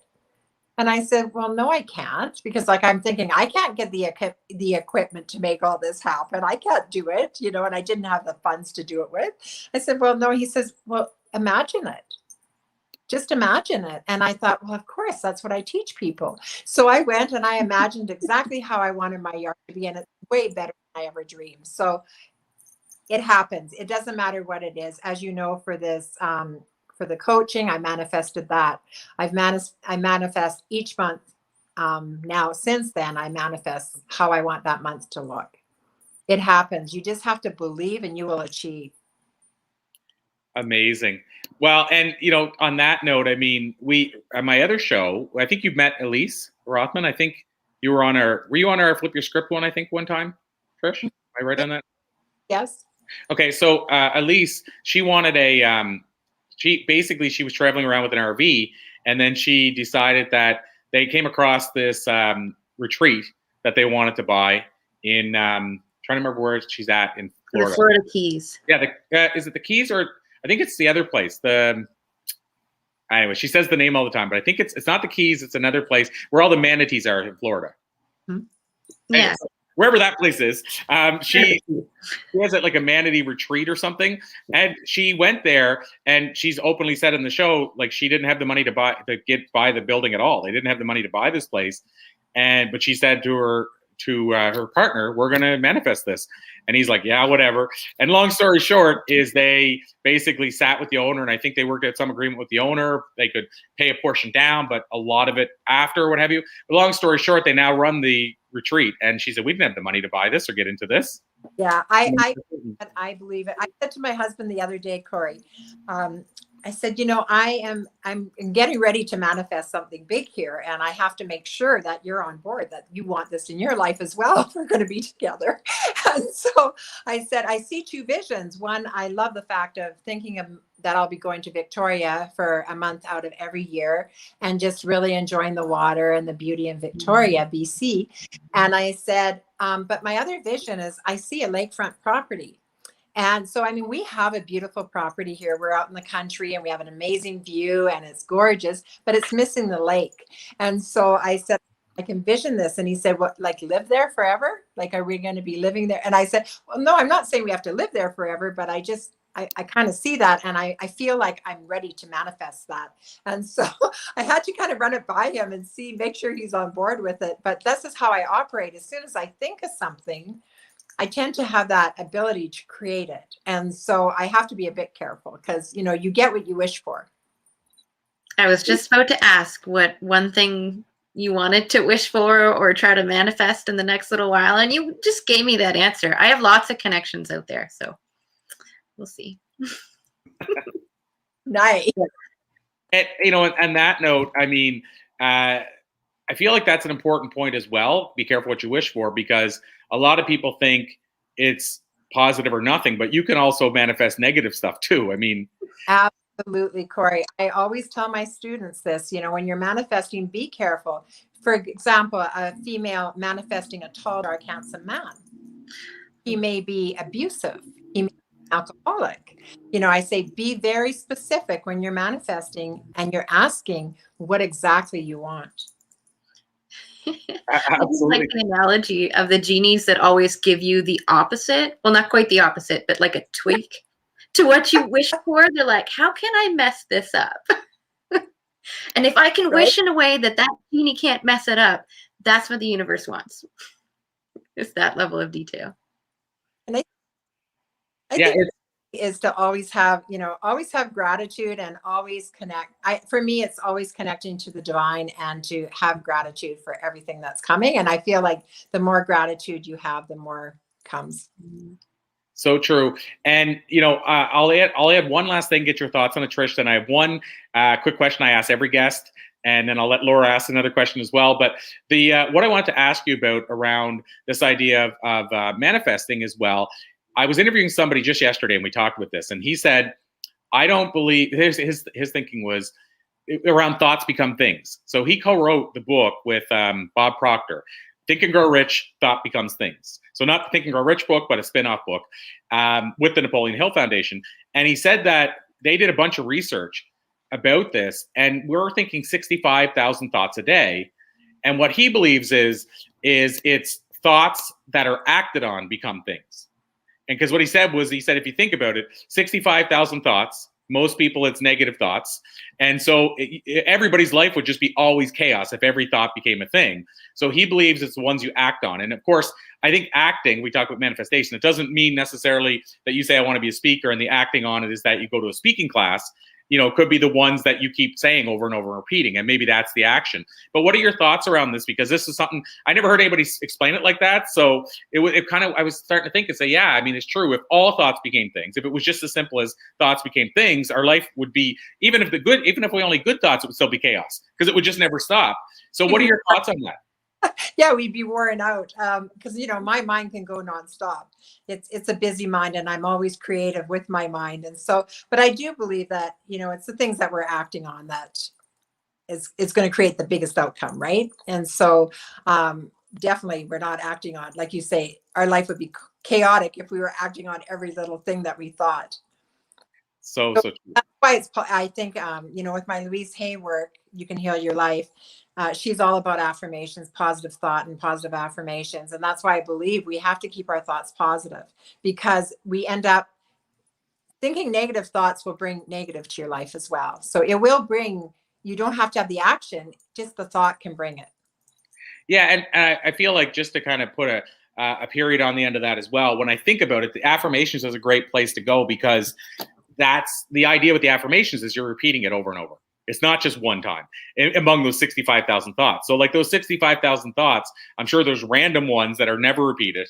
And so most people would say to manifest that you should be affirming it and repeating it over and over. So maybe that's the action. Those are the acted on thoughts, is the ones that you're affirming and you're saying over and over, I'm successful, I'm abundant, or whatever that is, or I have a brand new car, or something better.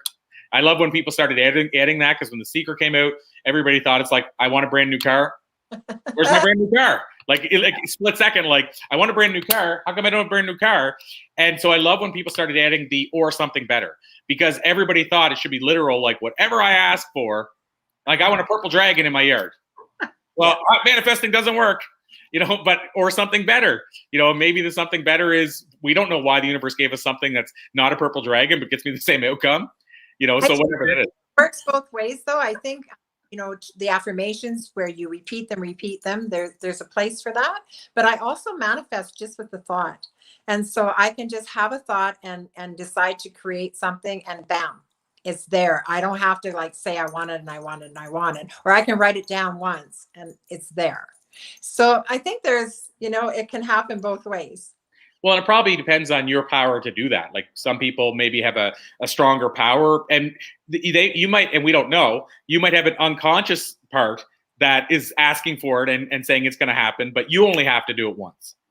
So what I mean is we had somebody else, John Assaraf, last week, and he's all about the brain, and he studied the brain inside and out. And, he would say, as far as we're only using 10% of our brain, which we've heard that many times. So that unconscious part we're not using, it probably works different for different people. So mine might, if I might have to remind it to repeat the thought, and I might have to say it over, and you might be able to go, piece of paper, thought, done. And I'm sure there's times when it doesn't present itself, that it did present itself, it was just in a different form. Yeah, I think you're right, Corey. Exactly. So, I'm going to have a little comment on that before we move forward. Okay, just because I love the science of the brain part. There are two different ways that we think of thoughts. So there are those random automatic thoughts, because our subconscious is always trying to put puzzle pieces together. That doesn't mean that it makes sense, and it doesn't mean it's something that we should act on. Then there are the thoughts that have intention or belief behind them. And it could be something where we think about it, therefore we act on it, either subconsciously or consciously. But then we have the thoughts where we add emotion to it, or an actual concept to it, or repetition to it, because that's how the subconscious communicates, not in words. Right? So there's the two different thoughts. And the other thoughts, the thinking thoughts, those are the ones we take action on. And if we take action on the thoughts, like the random ones where we're growing up and we think of like our cat dying or something, my daughter's going through that. Sometimes she gets caught up in those thoughts. And then I remind her of the mindfulness practice. Thoughts aren't facts. You can let it go. Just let it drop to the floor, right? Absolutely. Love it. And so, Trish, I promised I have one last quick question. My last quick question is the time machine question. You probably heard me ask it earlier, but it's just, if you could jump into a time machine, go back and talk to a younger Trish, give her some life advice based on what you've learned in the year since, what do you think you might tell her? I think what I tell her is to not give herself away, hang on to her power. I find so many times powerful women, powerful men as well, when they get into relationships, they can easily give away their power. And so I think that's one thing that's really, really super important, is to hang on to your power. And then the other thing I would like to talk about is just allow yourself to feel pain. You know, I had a very, very rough go of it after my husband died when I was 24, and I internalized my pain. And so I think if I could say anything to people, it's feel your pain, allow yourself to feel that pain, and then give it to the divine. Wow. I love it. And so, Laura, did you have a last question for Trish before we ask her how we can learn more? I love that you answer my questions before I ask, like every single time. So I have another question, just in case you did. So what are 3 things that you feel create that inner power for you? What are 3 things that I feel create the inner power? You cut out there a little bit. Is that correct? Oh, yes. Sorry. 3 things that help you create that inner power. I think 3 things that help me create that inner power is, I think the fact that I'm compassionate, that I'm connected to the divine. I'm very loving. So I look at everybody. I know that's more than 3 things, but I look at everybody. I don't judge. I don't judge people. I find good in everybody. I can feel that. That might be why I like you so much. Do you mind if I reached out to you afterwards? Not at all. Thank you. Well, that's a good segue. Thanks, Laura. My last question is simply, Trish, when people do want to connect with you or learn more about you or watch those Facebook Lives you talked about earlier, whatever that looks like, is there a place you would send people? So people can find me on my personal Facebook page, Trish Bowie. So that's one way of finding me. ReikiTraining@gmail.com is another way for them to find me. And I also have a web page, divinecompassion.com. Nope, divinecompassion.ca. Sorry. All good. It's hard to keep track of all these things online these days. So I'm going to put that in the right in the comments here. So there we go. Okay, perfect. So Trish, this has been an absolute pleasure. Of course, I knew it would be. And so I so appreciate you. I salute you. I thank you. I'm so excited to have you in the upcoming book. I can't wait to start sharing that message early next week, that's out, and let people know how to get it and all that kind of good stuff. But I just want to thank you so much for being so open with us today, and let you know that we'll wave the flag, and I'll call this a to be continued. Thank you very much, Corey, and thank you, Laura. It's a pleasure. Thank you. Awesome stuff. Thanks so much. Take care. You too. So amazing. I wanted to tell you one other thing, Laura, that I just found out as we said, doing stuff kind of behind the scenes, is our other guest that we had. I don't know, today's the day. One person that was on yesterday was also scheduled for today. He scheduled both, and then that got he had to cancel one of them, but I didn't know until recently. And then so I didn't bother putting another person in the spot. And then the other person had a health thing, so they just sent me a message a little bit ago through my office saying, "Hey, can we reschedule this?" So what I'm thinking we're gonna do, if you're okay with it, is we'll go to the top of the hour with a bit of conversation, learn more about Laura, stuff like that, and then I'm gonna take a break because we have one other speaker on, but they're not on until 2 p.m. Eastern, which would be 3 p.m. our time. So rather than, an hour and a half in between, I think I'll just take a break if you're cool with that, and then rejoin her back at around, 10 to 2 Eastern. So I'm telling you, but I'm also telling the audience as well. Yeah. Rejoin us as well. But I just wanted I figure it makes sense to give people a break, gives us a break. Usually my challenge is 5 interviews is usually what we have. And I'm a full disclosure guy. The challenge is even just not going to the bathroom is a challenge when you get into that much time. I told that to my daughter. I was like, I'll check on you in about 4 hours from now. I don't even know when I'm going to eat lunch or have a bathroom break. So now you know. We have about 15 minutes and then we'll take a break. But Laura, we got to talk about you at the top just really, really, really quickly.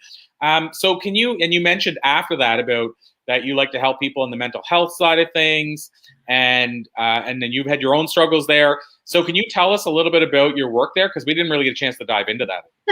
That's okay.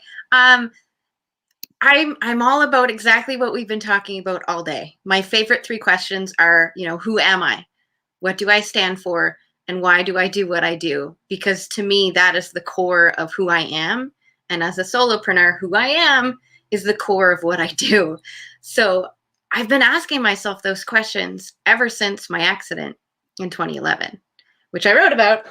Look, another plug in the book. Okay. Awesome. Love it. In the book. And it just I got to the point where I settled in life.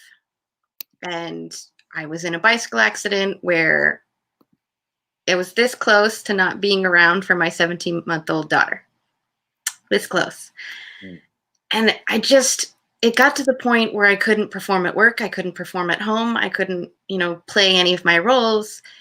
And I was laid off. And then everybody was like, oh, we know you. We like you. Come work for us. But this was, 2014 when industries and stuff are shifting. The whole economy is shifting again. And in the architecture industry, shifting economies are very low for us. One or the other's fine, but when it shifts, it's not cool. So there was no job for me to go to. I was forced to look at myself and go, who the hell am I? I don't know anymore. I thought I was this person, but I just settled. And I couldn't show up. Everything was me running. Everything was me hiding, trying to be someone else, trying to be the happy version, right, that we all think we're supposed to be. Absolutely. And so, in terms of, so we talk often about the things that happen to us, and then of course what we do about the things that happen to us. Do you feel, and this is a big question, but do you feel that happened, that accident and everything from that happened for a positive reason? Oh yes, it is the best thing that has ever happened to me. Because the universe was like, we have been trying for years to tell you in many ways, this is not what you're dreaming about. That no, you cannot live life that you expect to be happy. So it really was a literal punch in the face, or legs, whatever, to say, you have to step it up. You do what you said you were going to do. You've got that drive and that passion and that potential to be this person who doesn't hide, because I never was. But I lost that because I settled. So now it's just like, okay, taking that mental health side, which I refused existed for a long time, and saying it's okay to talk about mental health. It's okay to think that, the next car is going to hit you, or anytime you get on the bike, you're going to crash. All of those struggles that we go through, whatever they look like, has a purpose. It's not meant to hold us back. It's meant to open our eyes. And that is what I live for. That makes us connect as human beings. That is what tells me who I actually am and how I've grown. Wow. It's so exciting to me. Well, and I don't know why the visual, but just what you said there, the universe basically, would you say punched you in the legs or something? Like it's a little punch in the face, or literal punch in the face. And then I realized, no, the pole hit me right above both of my knees. So it was like a punch in the legs. And I can laugh about it now, but back in 2011, oh my God. Well, I mean, at that point you had a young daughter. I did. And you probably had those unknowns of what's going to happen now. Everything I couldn't feed myself. I couldn't dress myself. I couldn't bathe myself. These are things that you're like, am I going to be like this forever? Am I going to ruin my marriage by having him hold me there while I'm trying to use the bathroom? TMI. But you get it. You get how demeaning and helpless that is. But to go from there and go, if I didn't go through this experience, I wouldn't appreciate what I have, who I am, and what I'm trying to do. And there's a segue for me from there as far as what you're trying to do, because this year yeah, I'm trying to think of the timeline. If it happened just before the end of the year, since the end of, I think it's 2021. You could tell me. The Solopreneur Conference, was that 2021? Late 2020? No, that was November of 2020. So just a few months ago. But I started planning it December of 2019. Just people locally were like, we need something that understands us as solopreneurs, not as small businesses. It's a whole other ballgame when it's small businesses. And I'm like, I don't know how to do it, but you guys are my star pupils. You're the people I love. And I want to see you do all of the change that I know that you can in the world. And as I said earlier, I can't be 10,000 people, but I can help 10,000 people do those 10,000 tasks and causes that I want to change. So I'm like, I'm going to put together a conference. Don't know how I'm going to do it, but I'm going to do my best anyway, because it is so important that it has to be done. So I planned it, and then I had to replan it because of COVID. I know that. And that's why I couldn't remember exactly the timeline, because and I mean, obviously we're all so busy these days that everything goes by in a blimp anyway. But I remember that I guess that should be a blip, because a blimp goes by slowly, but it goes by in a blip. But I remember you were pulling together the event, and we were talking sort of behind the scenes. And yeah, I mean, you had to restructure everything to do with COVID. And I will say, this is a side note, but when we talked earlier about Synchronicities and how small the world is, it's funny because one of the people that we have coming up on the Influencer Vault, you may have saw, we put his name there, was somebody that I get introduced to somebody that we just talked about earlier. So yes. Rosalind, I think you were connected through Rosalind through Blue Talks, and then she ended up being a part of the event, and she met Randy Spelling, who you had brought in for the event. And so for those that recognize the last name but aren't sure who's Randy Spelling, Aaron Spelling, the big producer, and Tori Spelling, the actress, that would be Tori's brother and Aaron's son. And he spent time in the Hollywood world, and you know his story, I'm sure, but then he became a coach, and he's doing some great things in the world. And now we have him coming on with the Influencer Vault, and that wouldn't have happened had you not reached out to Rosalind and said, hey, you should be a part of this event, and also been connected with Randy. And so I just wanted that, I did a side note for the synchronicity that your event made it so that happened, and it wouldn't have happened otherwise. So, but going back to the event side, when it switched because of COVID, was there any part of you that said, this is obviously, this isn't going to happen. Like, this is everything in the world is kind of, the universe is stacking up against me. Or did you just say, you know what, bring it on? I took a good couple months to go, shit, and just like take that step back, because I was homeschooling and I was trying to deal with just everything all at the same time. And I went, okay, I didn't know how to do it before.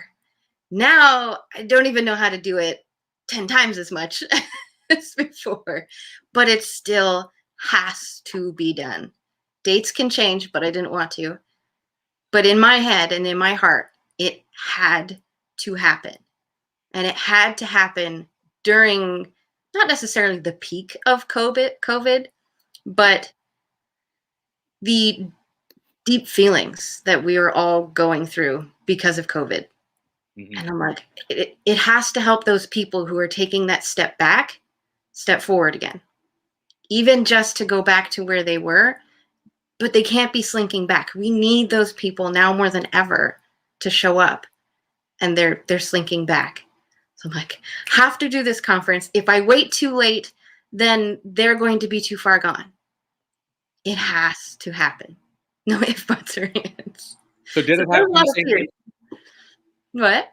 Did it happen on the same date? You said it, even if the date happened. It was important to me because it's Entrepreneurs Day. November 17th, the third Tuesday of November, was Entrepreneurs Day.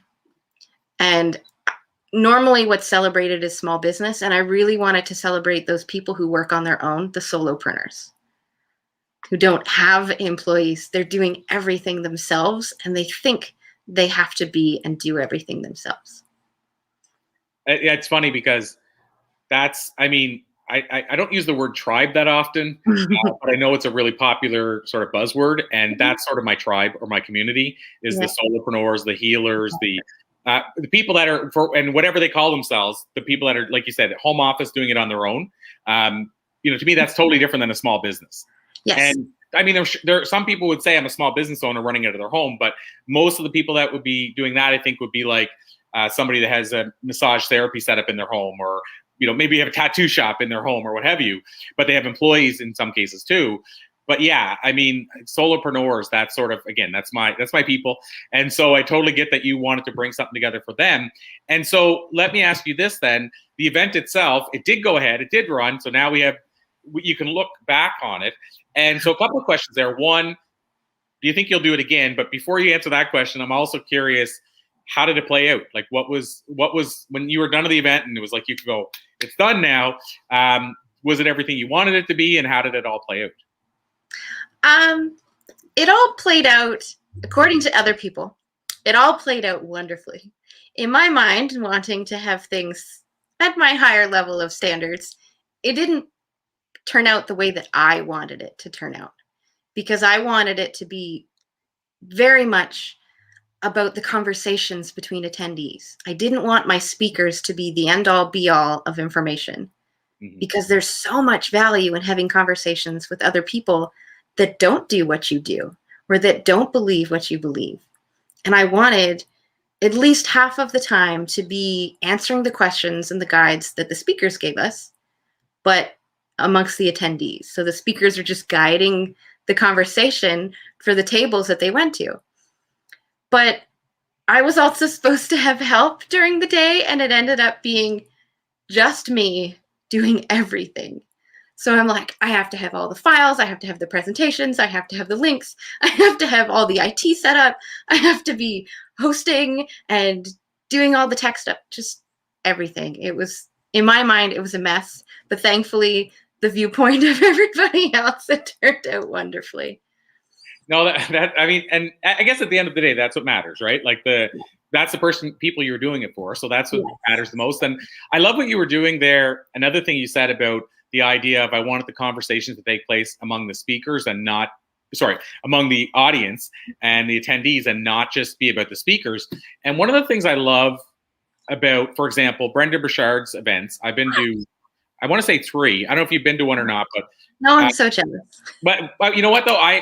For like 5 years, I could never make it work because, of course, being a speaker, I would always go, okay, I even bought tickets, I think, twice and had to give them to people because just busy-wise, like I couldn't be in 2 places at once.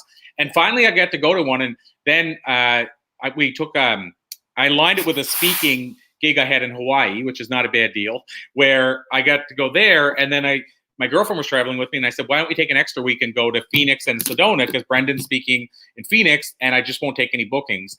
And so I had to force it, but I ended up going 3 times in the matter of about 12 months or 14 months. Why I bring this up is every event he does, what I love that he does, and there's other speakers I've been to that do this, but I'm just speaking for him because he does it at every event.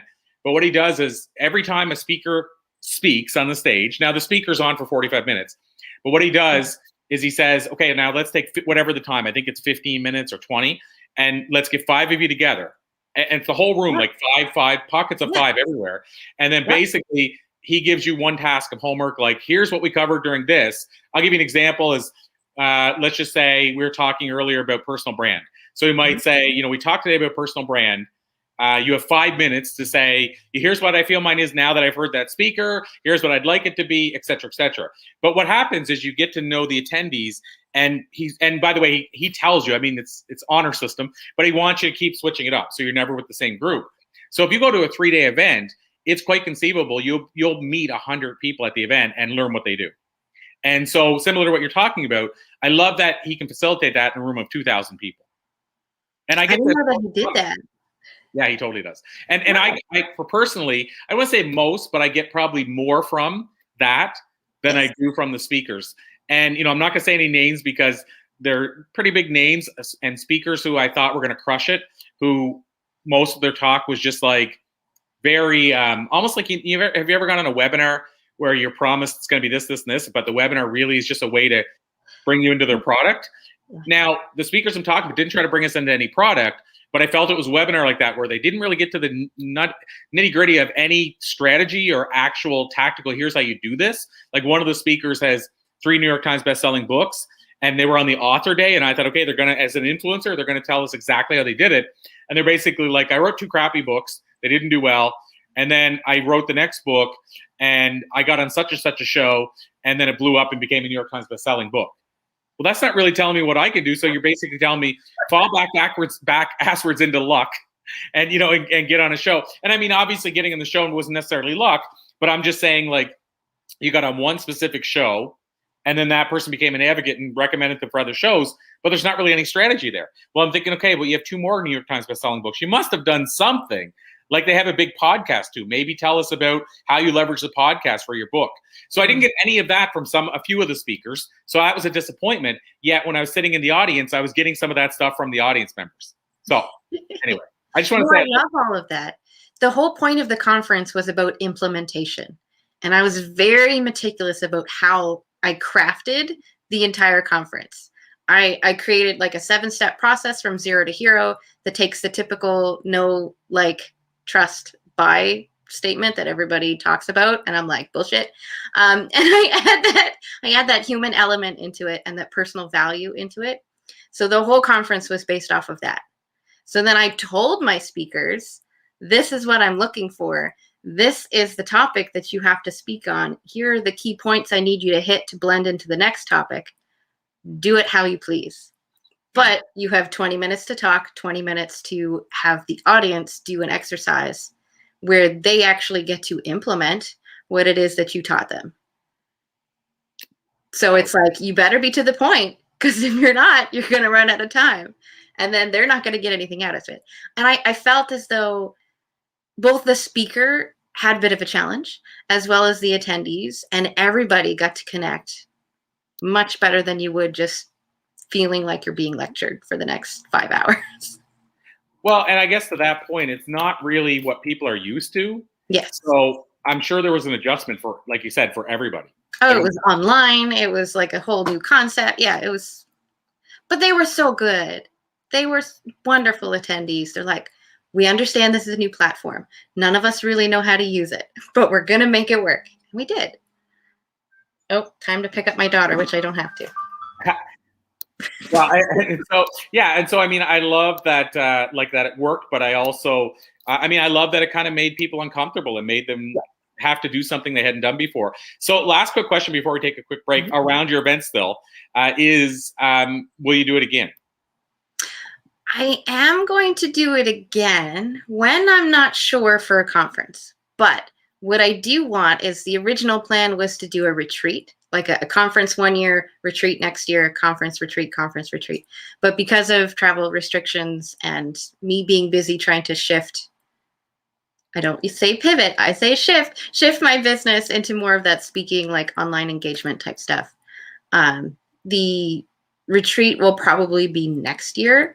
And then the year after will be a conference, because it is so, like I said, so much meticulous crafting of the messaging and of the 7-point formula, I guess, behind the scenes, that it's a lot of work for me. And I don't want to just have people come in and mishmash. That was the other thing I didn't want. And so, very last follow-up question to that is, will it be live? Is that what you had said? I would love for it to be live. I don't know. I think the next one will probably be online as well, just till we have more numbers to make in-person more feasible. Mm-hmm. Yeah, it's new. So we'll see. We'll see what happens. Amazing. So Laura, as I promised, I try to keep true to my word. Mm-hmm. Let's take a break right now. And are you able to join me back, by the way, because you don't have to if you can't make it work, because I know you have. No, I can. She's 11. She just plays video games all day. Okay. All right. So if you want to join me back here in an hour, and basically, I just realized I'm going to actually, ignore me. What I'm going to do is I'm going to put up a thing that says be back soon, because I realized if I close it, if I end the broadcast, I'll have to send the last guest a new link and all that in case they don't see it in time. I don't want to have all that confusion. So I did this once before. I'm just going to put a thing saying be back in an hour. So perfect. Yeah, so I'll let you go, but I'm going to put up, I got to create something really quick, and I'm going to put it up just saying be back at 2 p.m. Eastern. And so I'll meet you back here. Our last guest is Jessie Medina. And so she's a Instagram leader, and I'm trying to remember the full name of her brand, but it's a really cool brand. As I'm talking, it up. Are you familiar with her? Or? No, I was trying to look everybody up, and then I realized I had to set my daughter up for online learning today. So I'm like, crap. Trying to get it set up. It's all good. I was just curious. She's the leader or CEO and leader of FemX. Oh, And yes. yeah, so she runs out of the Fem headquarters, and so she's got a really cool story. So, so the plan is to have her up at 2 p.m. Eastern, and so I'm going to let Laura run now. I'll be gone in a second. I'm going to put something on the screen, everybody, if you're watching now, and so you'll just see the stream saying we'll be back soon, and then we'll be back with our last guest. Okay. Bye. Thanks, Laura. Absolutely.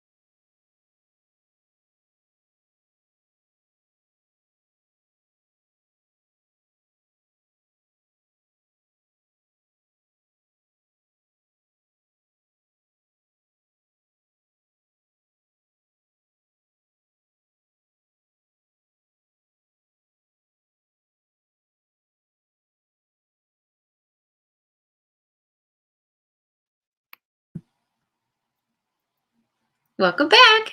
Hello, hello. So we are back live since we didn't stop and start. So hey, everybody, we are back. And I was just messaging back and forth with our guest who should be here very shortly. So I guess we'll jump right back in to things. And to give everybody a heads up, we'll be our guest will be with us for about 35 to 45 minutes. So we will also be done in about an hour, just to give people a little bit of a time frame. And I'll also tell you, I'm not sure if you knew this as well, Laura, but tomorrow we have we'll be starting at roughly 12. I got to think of the time difference. 11:45 Eastern versus 11 Eastern. So that'd be 12:45 for you. We're on the same time zone. I say that because it was always planned that way. We had Fridays, we try to go a little bit less time, so we allow one less guest. But it's easier on the front end to start later than the back end, we learned. So yeah, so tomorrow, just so you know, we'll be starting about 45 minutes later. We can jump on at at 11:30 Eastern or 12:30 our time, but our first guest comes on at 12:45. No, that's perfect, because my daughter ends her school day at 20 after 12, so we have to share bandwidth. Awesome, I love to hear that. Yeah. No, that's perfect. So that'll work out perfectly. And so I said I was going to mention a couple of these things in the interim before our guest jumps on here about. I said I was going to talk a little bit about the book world with compilation books. Mm-hmm. And I also thought I would talk a little bit about visibility, because I did a session recently. I delivered it for a VIP mastermind group about how to leverage, basically, I call it the dominoes, but how to leverage the one big thing that happens for you. So you work hard to get whatever it is, a column in Forbes magazine, Entrepreneur, or in a book. Yes, part in a book. Great segue there. A part in a book, an article in Forbes, whatever that is. And it could be your TEDx talk. It could be anything. And what a lot of people do, and it's not to point fingers, but a lot of people work their butt off to get that one moment and then don't share it properly or don't leverage it properly. And so and I'm going to just share this stuff quickly, but I want to give people some strategies for how you can leverage those things. So the first part is getting that first big moment. So people ask me and I mentioned it earlier, but how did I get my interview with Jack Canfield? If we take Synchronicity off the table, Jack was my first big interview on the Conversations with Passion show we launched almost 10 years ago, at a time when online radio and podcasts weren't as popular as they are now. Jack certainly wasn't doing podcast interviews or online radio interviews. So people asked me how I got him on the show. And there's a lot of strategy that I could give for how to get big names and what have you. But I want to talk about leverage for a minute. But I'll give you the example of how I leverage somebody to get Jack on the show. So the example is, I was listening to an interview on Success Magazine, the CD. Just one sec here. I seen the guest is asking for the link, so I got to share that with them. But yeah, so I had basically Jack on. I had a gentleman on the show who was on Success Magazine. They used to have a DVD and a CD that went out with the magazine. And so I was listening, and they had a guy named Dan Sullivan who runs Strategic Coach. And Dan was on, and he was being interviewed by Darren Hardy. And so basically Darren was interviewing him, and Dan said he loved the show, loved the interview. In the interview, so I was like, oh, wow, my interviews are the same style. But in the interview, he also said he coached Jack Canfield and Mark Victor Hansen at his big event every year. So basically, he was their coach. And so I had already reached out to Jack's office. They said it'll probably be a no. He turns down 9 out of every 10 interviews right now because he's not promoting anything, not out doing many interviews.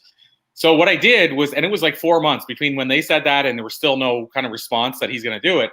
So I reached out to Dan's office, explained that our interview would be like the one he loved on Success.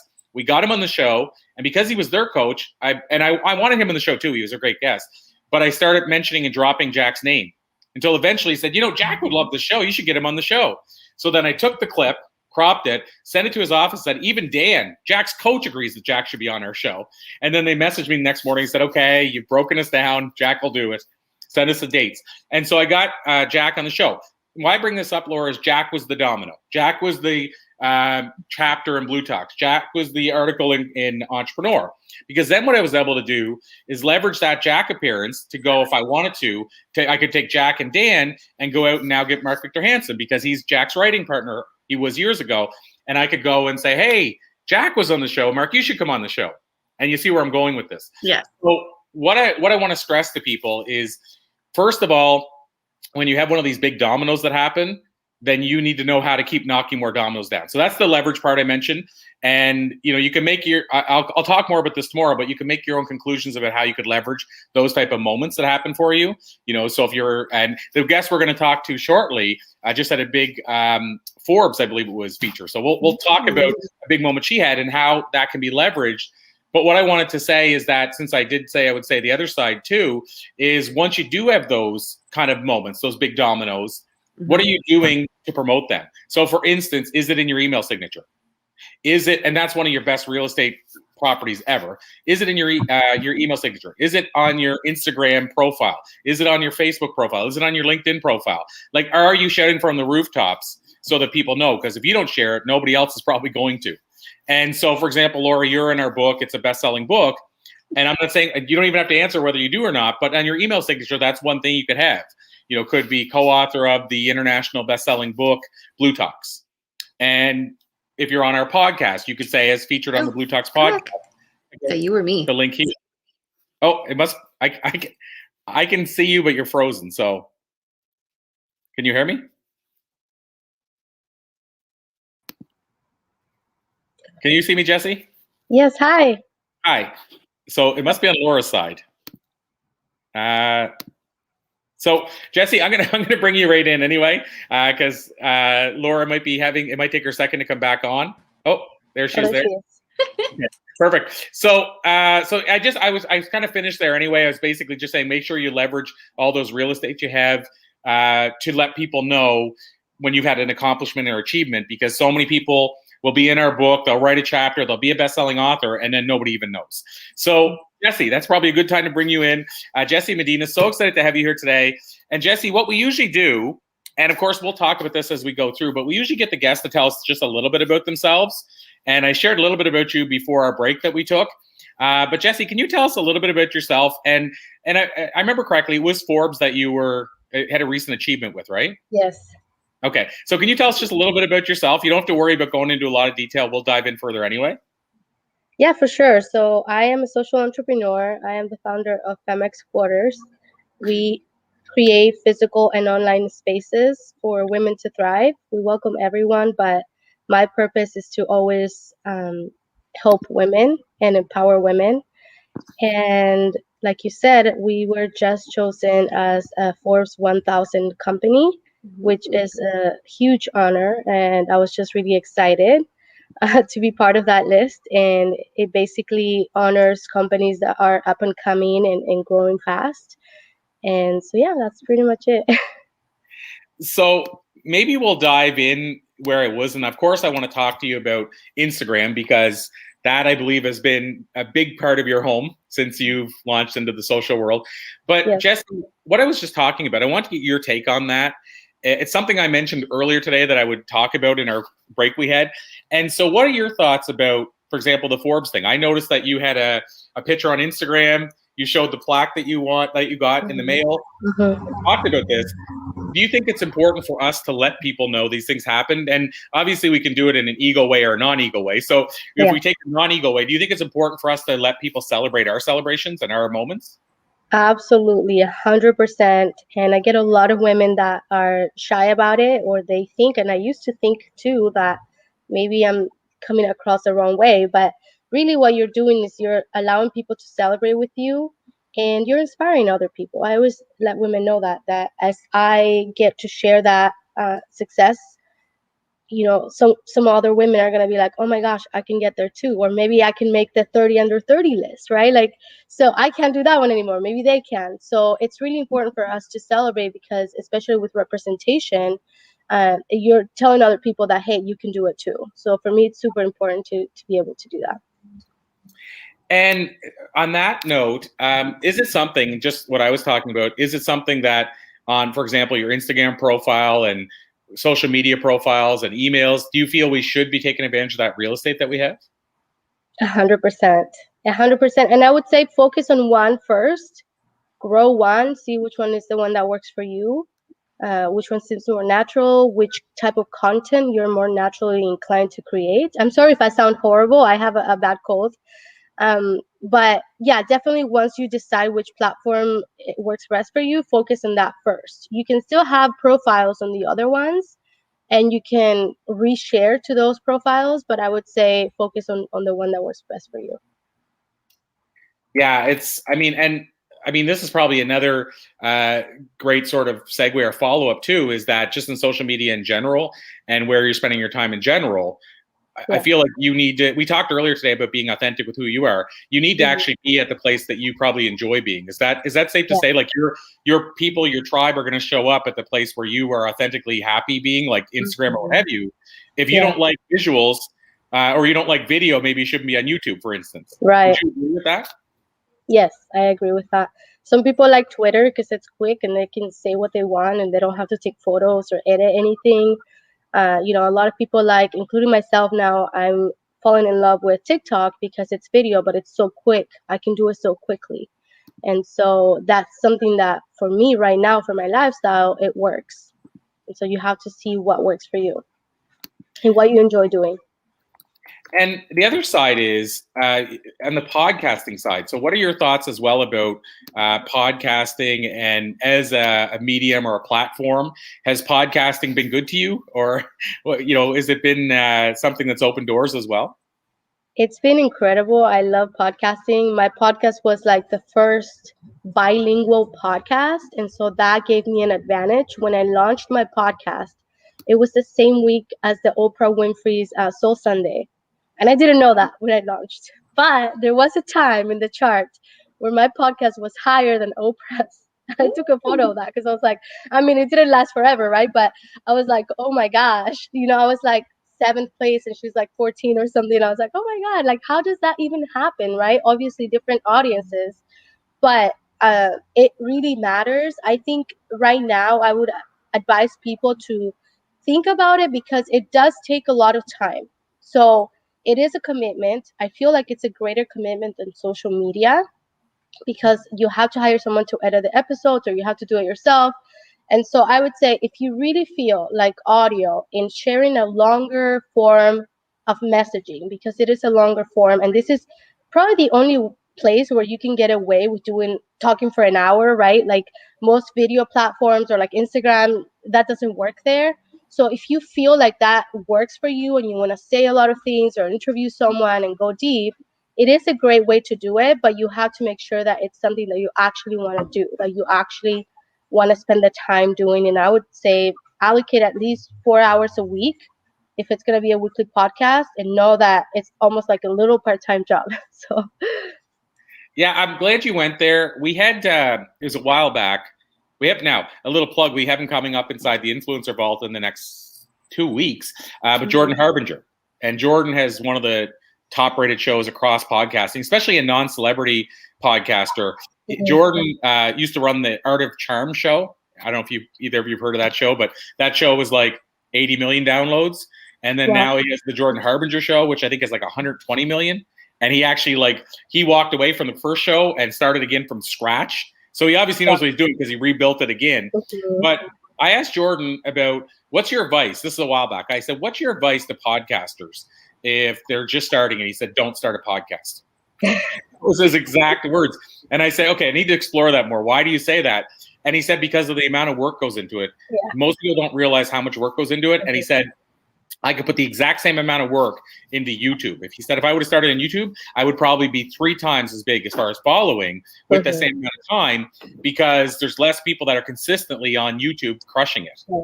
And so, to your point, I love that you just said, plan for 4 hours, because that, and I think this is important, that by somebody listening, that might have turned somebody off just the second you said 4 hours. And if you did, awesome, because we've helped them realize what's not for them and save themselves that time, because podcasting isn't for everybody, just like each platform is. But we have to remember also, these platforms in most cases are offering us free ability to to actually reach people and impact lives. So again, I love what you said, Jessie. I think you have to figure out which one's the right one for you. And can I just add to that with the YouTube thing that you said? Keep in mind, like, your friend said that he could have done the same thing on YouTube. Also, he would have got paid a lot more if he did the same thing on YouTube, right? Like, monetizing a podcast is not the easiest thing. And even when you do monetize it, nobody podcasts to make money. Like, I don't podcast to make money. It helped me a lot. It helped raise my profile. It gave me credibility. I got to share my message in long form, which I like because I like to talk. But I didn't do it for money, and I don't do it for money. I still get sponsors, but it's still not the number one thing, right? When you do that on YouTube, which is something I am considering now, you have, even if you have just thousands of followers or whatnot, or subscribers, you actually can monetize that automatically, right? You don't even have to search for like sponsors and whatnot. And so think about that too, especially if it's something that you want to do full time, you want to become a content creator. YouTube is a great platform for that because you can get paid to create the content that you're creating. So that's something to keep in mind as well. Well, just to dive further down there for somebody who might be thinking podcasting, and not that we're trying to completely scare them off, Right. I'll flip around to the good side of podcasts. Yes. But to your point, and Laura will remember this, so she can validate this. Laura, years ago, was a sponsor on our podcast. I don't know if you remember that, Laura, but we used to have, basically, when we started, we had we launched our show. Now, when you hear the first number, Jessie, you'll be like, wow. But then I have to tell you the second number to kind of deflate it a little bit. But when we launched our podcast, we had 30. So we had 30 sponsors on day one before we had any listeners. Now, so first you're like, that's mind-blowing. But the part that you have to hear is I had a newspaper previous to that, and these were my advertisers in the newspaper, and I had stopped the newspaper and said, hey, want to come on this journey with me? And they trusted me, so I built the relationship. Now, what we were charging, and this is what you jumped in at one point, Laura, at least once. I don't remember. Okay, so we charged, I think it was like, I want to say $300 or $350 for basically 2 months. So every 2 months. And what we did for that is not only were you a sponsor of the show, we rotated the sponsors, but you also got a featured spot in the show so we could highlight and profile you. We also put your logo when we were doing live events. We'd have the logo on the screen. Like, it was like a sponsor package. So now why I want to bring that up is because $300 to $400 times 30 sponsors is, what's that, like probably about $6,000 a month, roughly, something like that. So that means day one, we were basically the equivalent of almost a six-figure income. However, so thank you. Awesome. That was unheard of. Like, I told John Lee Dumas I was doing that, and he goes, wow, like that's a totally different model that I'm using, but it's working. Do it. I had some people say you can't do that, and I said, do you want me to give the money back? What do you mean I can't do it? But the point is, here's why I bring this whole thing up. After I did that for 5 years, and that was a passive income. So you think, well, that's great. Why would you keep doing it? Here's why we stopped. Because to manage those sponsors, unless I'm doing it, I hired somebody eventually to manage them. And the amount of money I had to pay them to manage the sponsors, then I was only bringing, say, $30,000 a year. And then all of a sudden you guys say, by all the work we're doing to manage the sponsors and keep that afloat, and me managing the person managing them, I can go out and get 2 or 3 speaking engagements and pay for that. So, and then I also still have to have the show a little bit switched because of sponsors. Like if I'm featuring them, they're on a show that they wouldn't, maybe that episode they might not be on. So my point is, I had sponsors and what podcasters are looking for, and it actually it didn't work for me. So I said to everybody, hey, I want to give you enough time. We'll finish out the sponsorships, but we're done.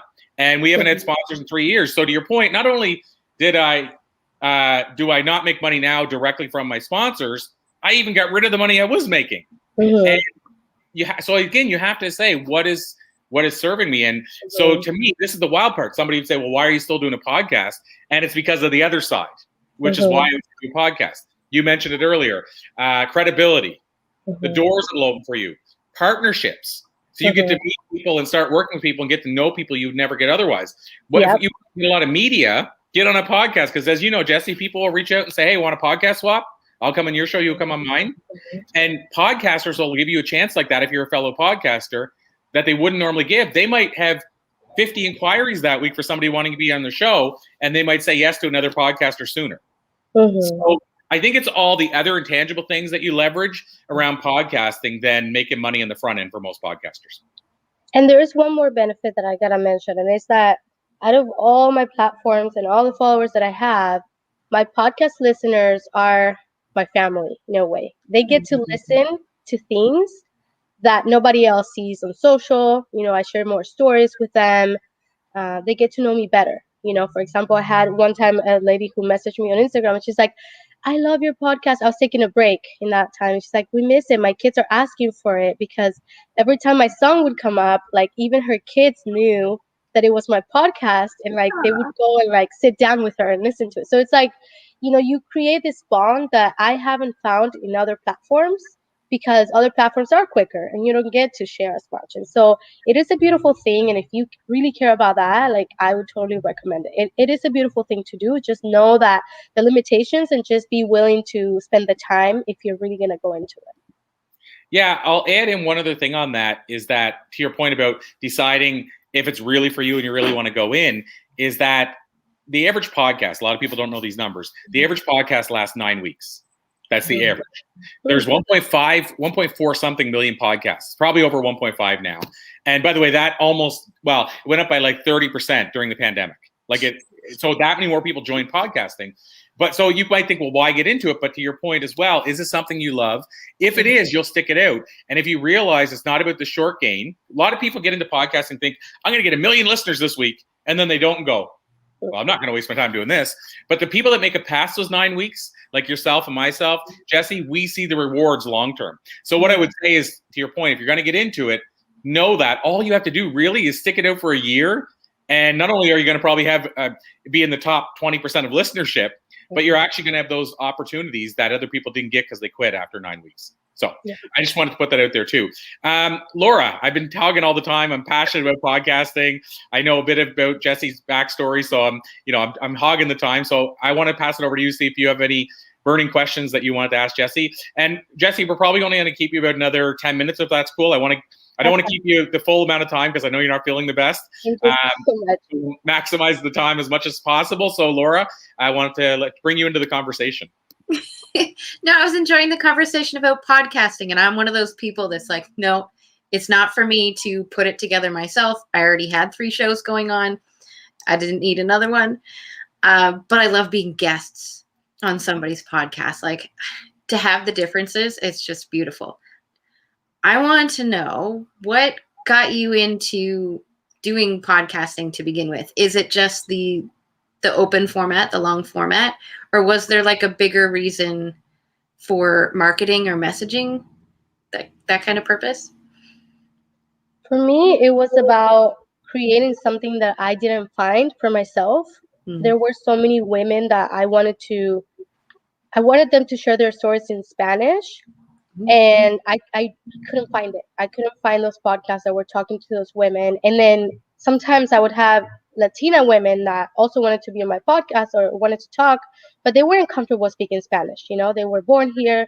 So I was like, why isn't there a bilingual podcast? Like, why isn't there a podcast where maybe today's in Spanish, next episode is in English, and most Hispanics are able to speak or at least understand both. And so I think that was one of the main things for me. I was looking for something like that and I couldn't find it. And I think that's what gave me an advantage as well when I got started. And also, to be honest, I had a lot of people tell me in the beginning, like before I even knew about podcasts, people would tell me like, oh my gosh, you love to talk, you should do a podcast, or like, I love your story, you should do a podcast. And so I think those were the 2 main reasons. Initially, I had not thought about the marketing, even though I was into branding at the time. I was working as a branding executive, and I still never thought of it in the beginning as something to build authority or anything. That was not my intention at all. Once I started doing it, I noticed that it opened so many doors, and I was like, oh wow, this is a powerful tool. This is a powerful platform.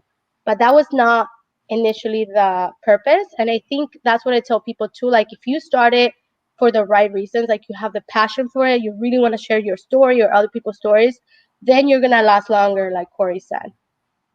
So then I have a follow-up question on that. Yeah. Podcasts, are a lot about those stories, or stories in interview form, whatever that happens to look like. How much do you feel stories are a main part of getting your message out there to people versus, just random posts or Twitter sentences? It's a connection, when you share a story, you connect with people.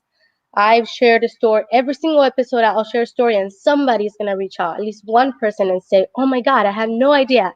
They follow me on Instagram or something, but they had no idea. I had no idea that you love to cook, or I had no idea that you whatever, right? Because you're not going to share, especially on other platforms, everything that you like, because it's not even recommendable, right?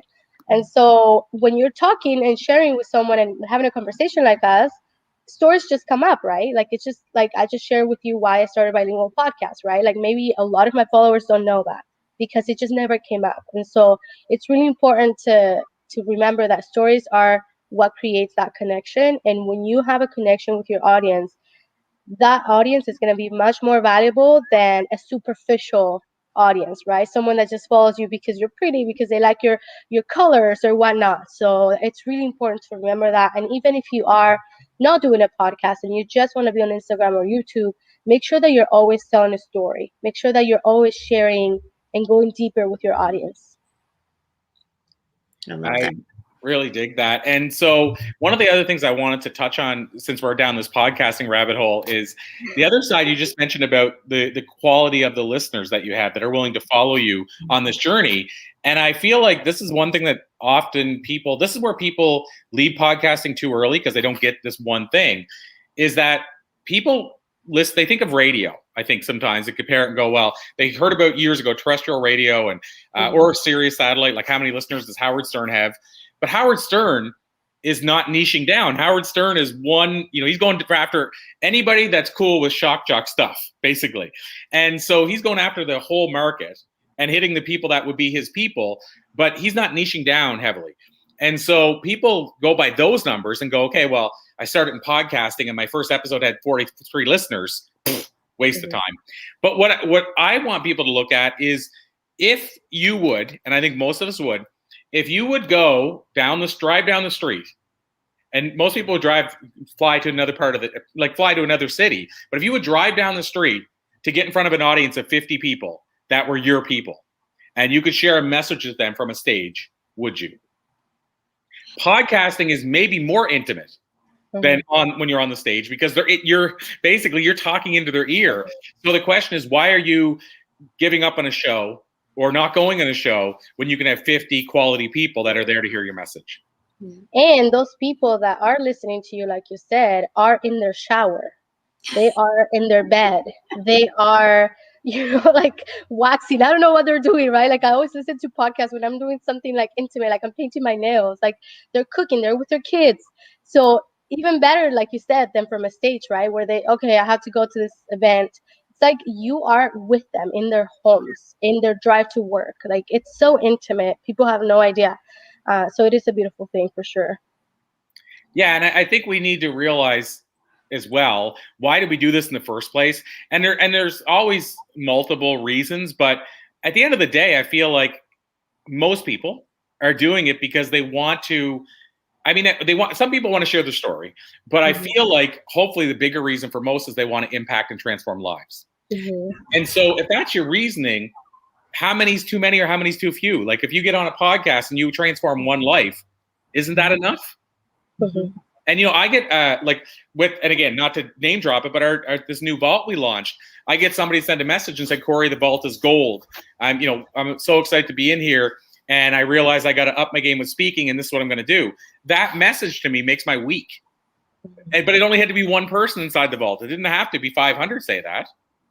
So I just want, again, people to put this in perspective that, as far as the numbers, we have to look at podcasting different because it's a different thing. Like, would you have, and I mean, just to finish this off, but would you rather have, if you want a Good Morning America, you could have 1 million people see you, and you could be talking about a certain business book you put out. Those 1 million people, maybe only 500 of them are even close to your target audience. And then when you drill down deeper, only like 100 could ever buy your book out of 1 million. So would you rather go on that, or maybe a show that has 1,000 listeners in a month and 900 of them would buy your book? Like, I just think we have to start looking at who is the audience and what kind of reach are you having on them. So I just, I'm really, it's a rant on the fact that we need to get away with and stop thinking about you have to have 1 million listeners on your show for it to be effective. I agree. And so, Jessie, I know we're down to the wire here, so I wanted to ask you, can you tell us a little bit more about what FEM is and what it's all about? And then, of course, the last part, which may be the most important, is how can people connect with you and learn more, and bearing in mind that you're not feeling the best today and you still are here with us. So I want to acknowledge that. Yeah, I promise I don't sound like this all the time.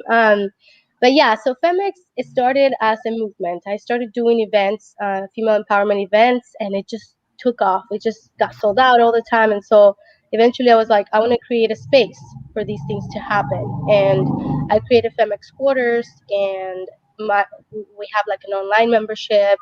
We have the podcast. So we have all these platforms that we created online and offline, like physical places where it's really feminine, it's beautiful, everybody's welcome, it's diverse.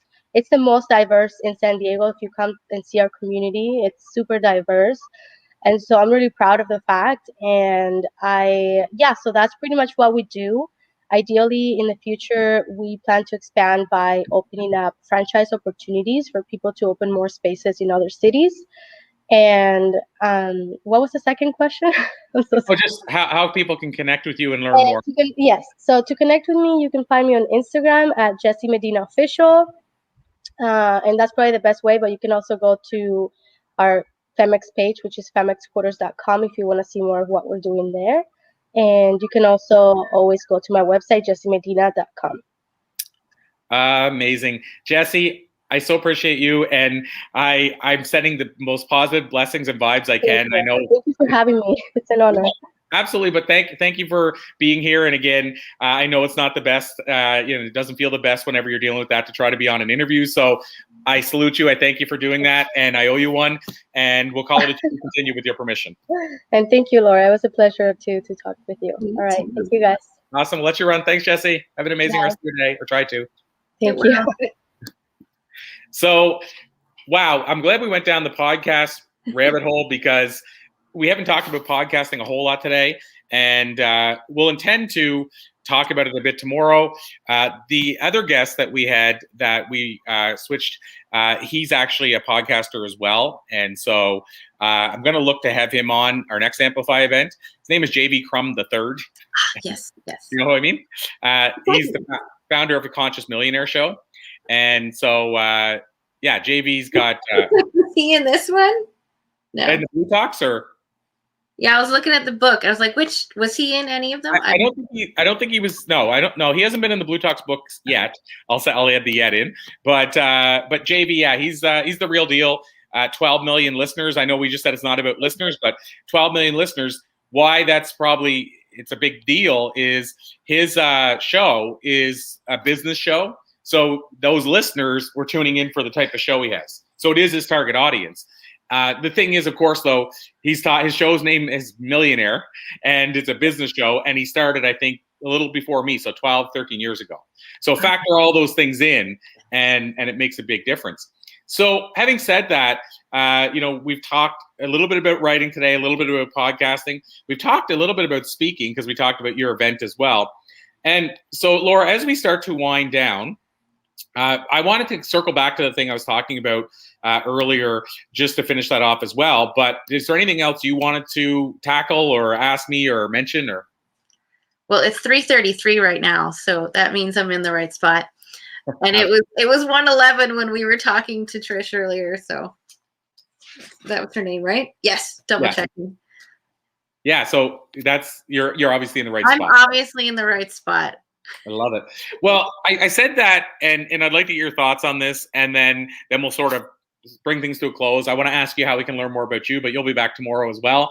But having said that, I just to finish off what I was talking about, I mentioned some of it, but the idea of this leverage thing, just to circle back to that for a minute, want to give people a bit more strategy around this too. So I mentioned how, for me, a big leverage point, and kind of circles back to what we were just talking about with Jessie, is podcasting did open the doors for me to get people like Jack Canfield on my show, which, I've interviewed Jack twice since, and I feel that first interview allowed me to go back to his team and say, when we had Jack on last time, and get him the second time and the third time. Mm-hmm. So podcasting knocked down those dominoes for me. And again, it's how I leveraged it, because people always say, well, how do I get a big guest? Well, I always say get a big guest by get a big guest. So it's the riddle within the enigma. You got to get the first one, and it's going to be hard. But when you have the first big name guest, it's going to be easier to get the second one. Going to get even easier to get the third. And by the time you have 10, it's going to be I shouldn't say super easy, but it'll become easy to get a big name guest. Maybe not the one you want, but it'll become easy to get one, because all of a sudden, and it's not only about the big guest, but I'm just saying if that's your goal. But all of a sudden, now when they go, okay, well, if this person and that person and that person that I like their stuff all thought this show was a great show to go on, then there's a point where they just go, okay, well, it's like McDonald's. They used to have the sign, 1 billion hamburgers served. You're like, if you like McDonald's, you're like, okay, you sold me, I'll take one. If 1 billion people have trusted you, I'll take one. And so same idea, right? Or if you're on a big show, it's easier to get on another big show. So again, I want people to view this as leverage and start small. And so here's the big tip I want to come back to. The starting small is get on small shows first. Get smaller guests, and I would say smaller guests, but get guests that maybe don't have that big notoriety, that maybe only do 3 or 4 shows a year because it's not their thing. But get those people first, and then build your way up. And so, for instance, get on a show like a local. It could be like your global TV locally or CTV, and even that's even still not that easy to do. But get on your local TV station, or get in the local paper, or get on a podcast that's just starting. Go and actually, I'll give people a hint or a tip: is go to radioguestlist.com. I share this often. Radioguestlist.com, and sign up for free on their newsletter. And every day you'll have 3 or 4 podcasters. You'll have emails come about 3 or 4 podcasters that are looking to interview people. So you'll automatically, and by the way, that's early on how I built my As Seen On banner. It's been around forever. So what I did was every day I subscribed once, and every day I got these emails, and then I applied for shows. And because the shows are actually going to Radio Guest List and submitting, that means they're actively looking for guests. So I was able to get on shows based on my story and not necessarily shows I'd done before. So what happens is then when you have 10 of those and ask them, can I get your logo? Because it's a benefit to them. What you then can do is build an As Seen On banner, so that when I go to your website, it says As Seen On, or you can put it on your Facebook profile and it says As Seen On. What's that? I was part of an article that was written, and it went on over 300 different news outlets.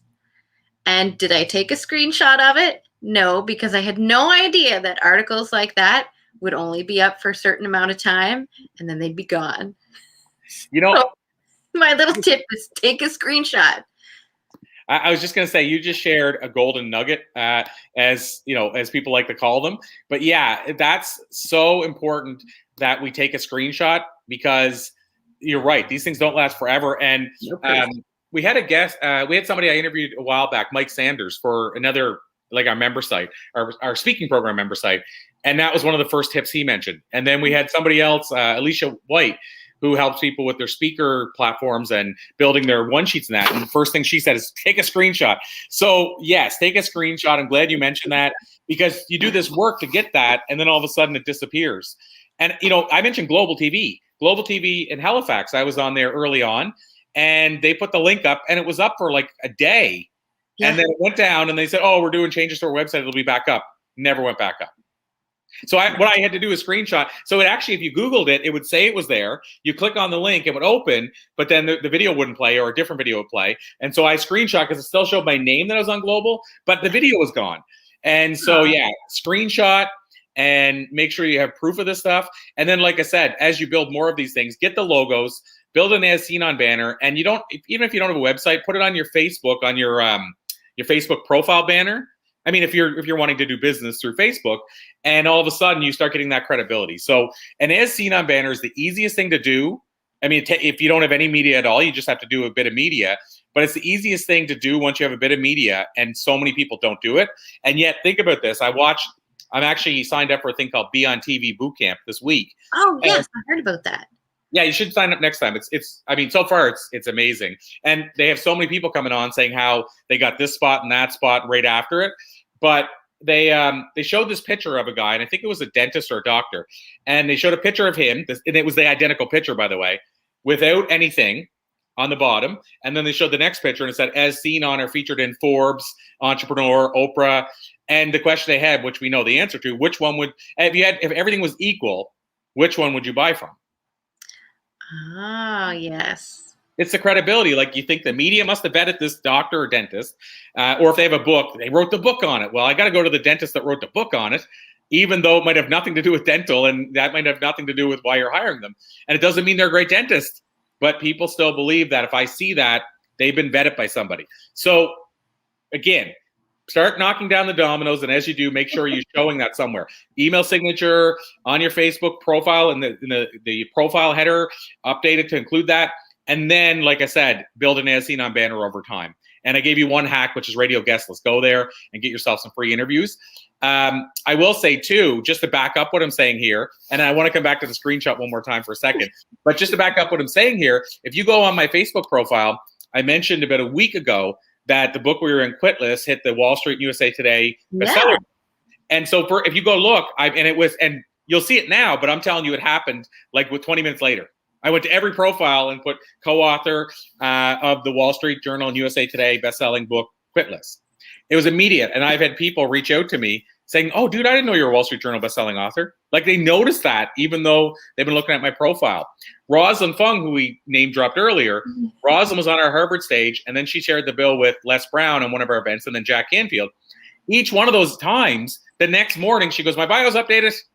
Like, she had in her bio the next morning, has shared the bill with Les Brown. And think about it. And she told me, she said, you can't, you're not asking the client, they're not saying I bought from you because you know Les Brown or you're on the stage with him. But she said, I feel, she did a challenge, a 5-day challenge right at that time. And I'm pretty sure her words were that she thinks her closing ratio is higher because they see that credibility immediately. Yes. Oh, you spoke at Harvard? And you just think a different way. So having said all that, I think that's just a little kind of a give me for people, and a little bit of a hack, if you will, or a shortcut, is do some of those steps. They won't take you as much time as you think. And so many people aren't doing them. You're going to stand out when you do them. And then to circle back to the screenshot, I had on my WordPress page, I had the links to all the things. And the reason I did that is I was using WordPress as my basically storage site. Like, I put them all up there because I didn't want to go have to search them again, which is not the best way to do it. I mean, I should have dropped it into a Word document at the same time, so then the links are all right there. But what happened was, to your point, people would say to me, "Oh, I went to check out your appearance on CBC and it's not there." And so the links, I would put them up, and of course, over time, they just time out, or they pull it down, or it's a dead link. So yes, listen to what Laura said, screenshot it. And then Laura, to come back to you, what was that, the one that you said that was on a whole bunch of sites, what was the backstory to that? Like, what was the content of it? I was part of a women's empowerment group, and I was their lead ambassador. So we did an article that was based on, up and coming entrepreneurs. And so the only thing in the article, because I was supposed to have an interview up, and a couple other people were, and Tony Robbins was supposed to have an interview as well. But what just happened in the end was it was just the article that went up. So my name is in the title, but it's nowhere in the article because the video was supposed to be there and it wasn't there. So again, I'm just like, no screenshot. Like, I had a dead link. So. And so that, as far as that piece, is the website still up? Like you said, your name's there, but it's not in the article. Is that still up? No, or is the article isn't even up at all. It just errors saying that content is no longer available. And now was Tony, like you said, Tony was supposed to, was he in it? Like, was he a part of it? The interview was supposed to happen, and then none of the videos at all went live. It was just the article. But still, my name was in the title of the article talking about up-and-coming entrepreneurs. So the reason I asked that, here's the thing, though. It was legit. It did happen. So I want you to know that you can still leverage that. Like, you can still say... Weird. I know, but I mean, like, for me, for instance, there's going to be, no matter how often I spend time in this world, there's going to be stuff that is at a dead link, and there's going to be stuff that isn't. Now, the good part is, if you Google my name, you'll see enough stuff to know that when I say I did this, you're not going to probably say, "Oh, he's making that up." But my point is still, what's that? Sorry? You're making it up. Yeah, that's what happened. But no, I remember when you told me about that, when it was happening in real time. Like, I remember you sharing that with me. So my point is, it really did happen. So, whether or not, I mean, if the interviews never aired and never went up, it'd be hard to say, basically, I was sharing the bill with Tony Robbins. But what you could say is I was highlighted as an entrepreneur to watch, or whatever the terms they use, along with, and then the other names that were included. You can still do that because it was legit. Like, to me, the only time you don't do that is when it didn't happen. You know, as long as it happened, that's what matters. And you saw it happened. And if somebody had to get you to prove it in a court of law, I'm sure you can go back and, like, websites have histories. You could get somebody to prove it was there. Yeah.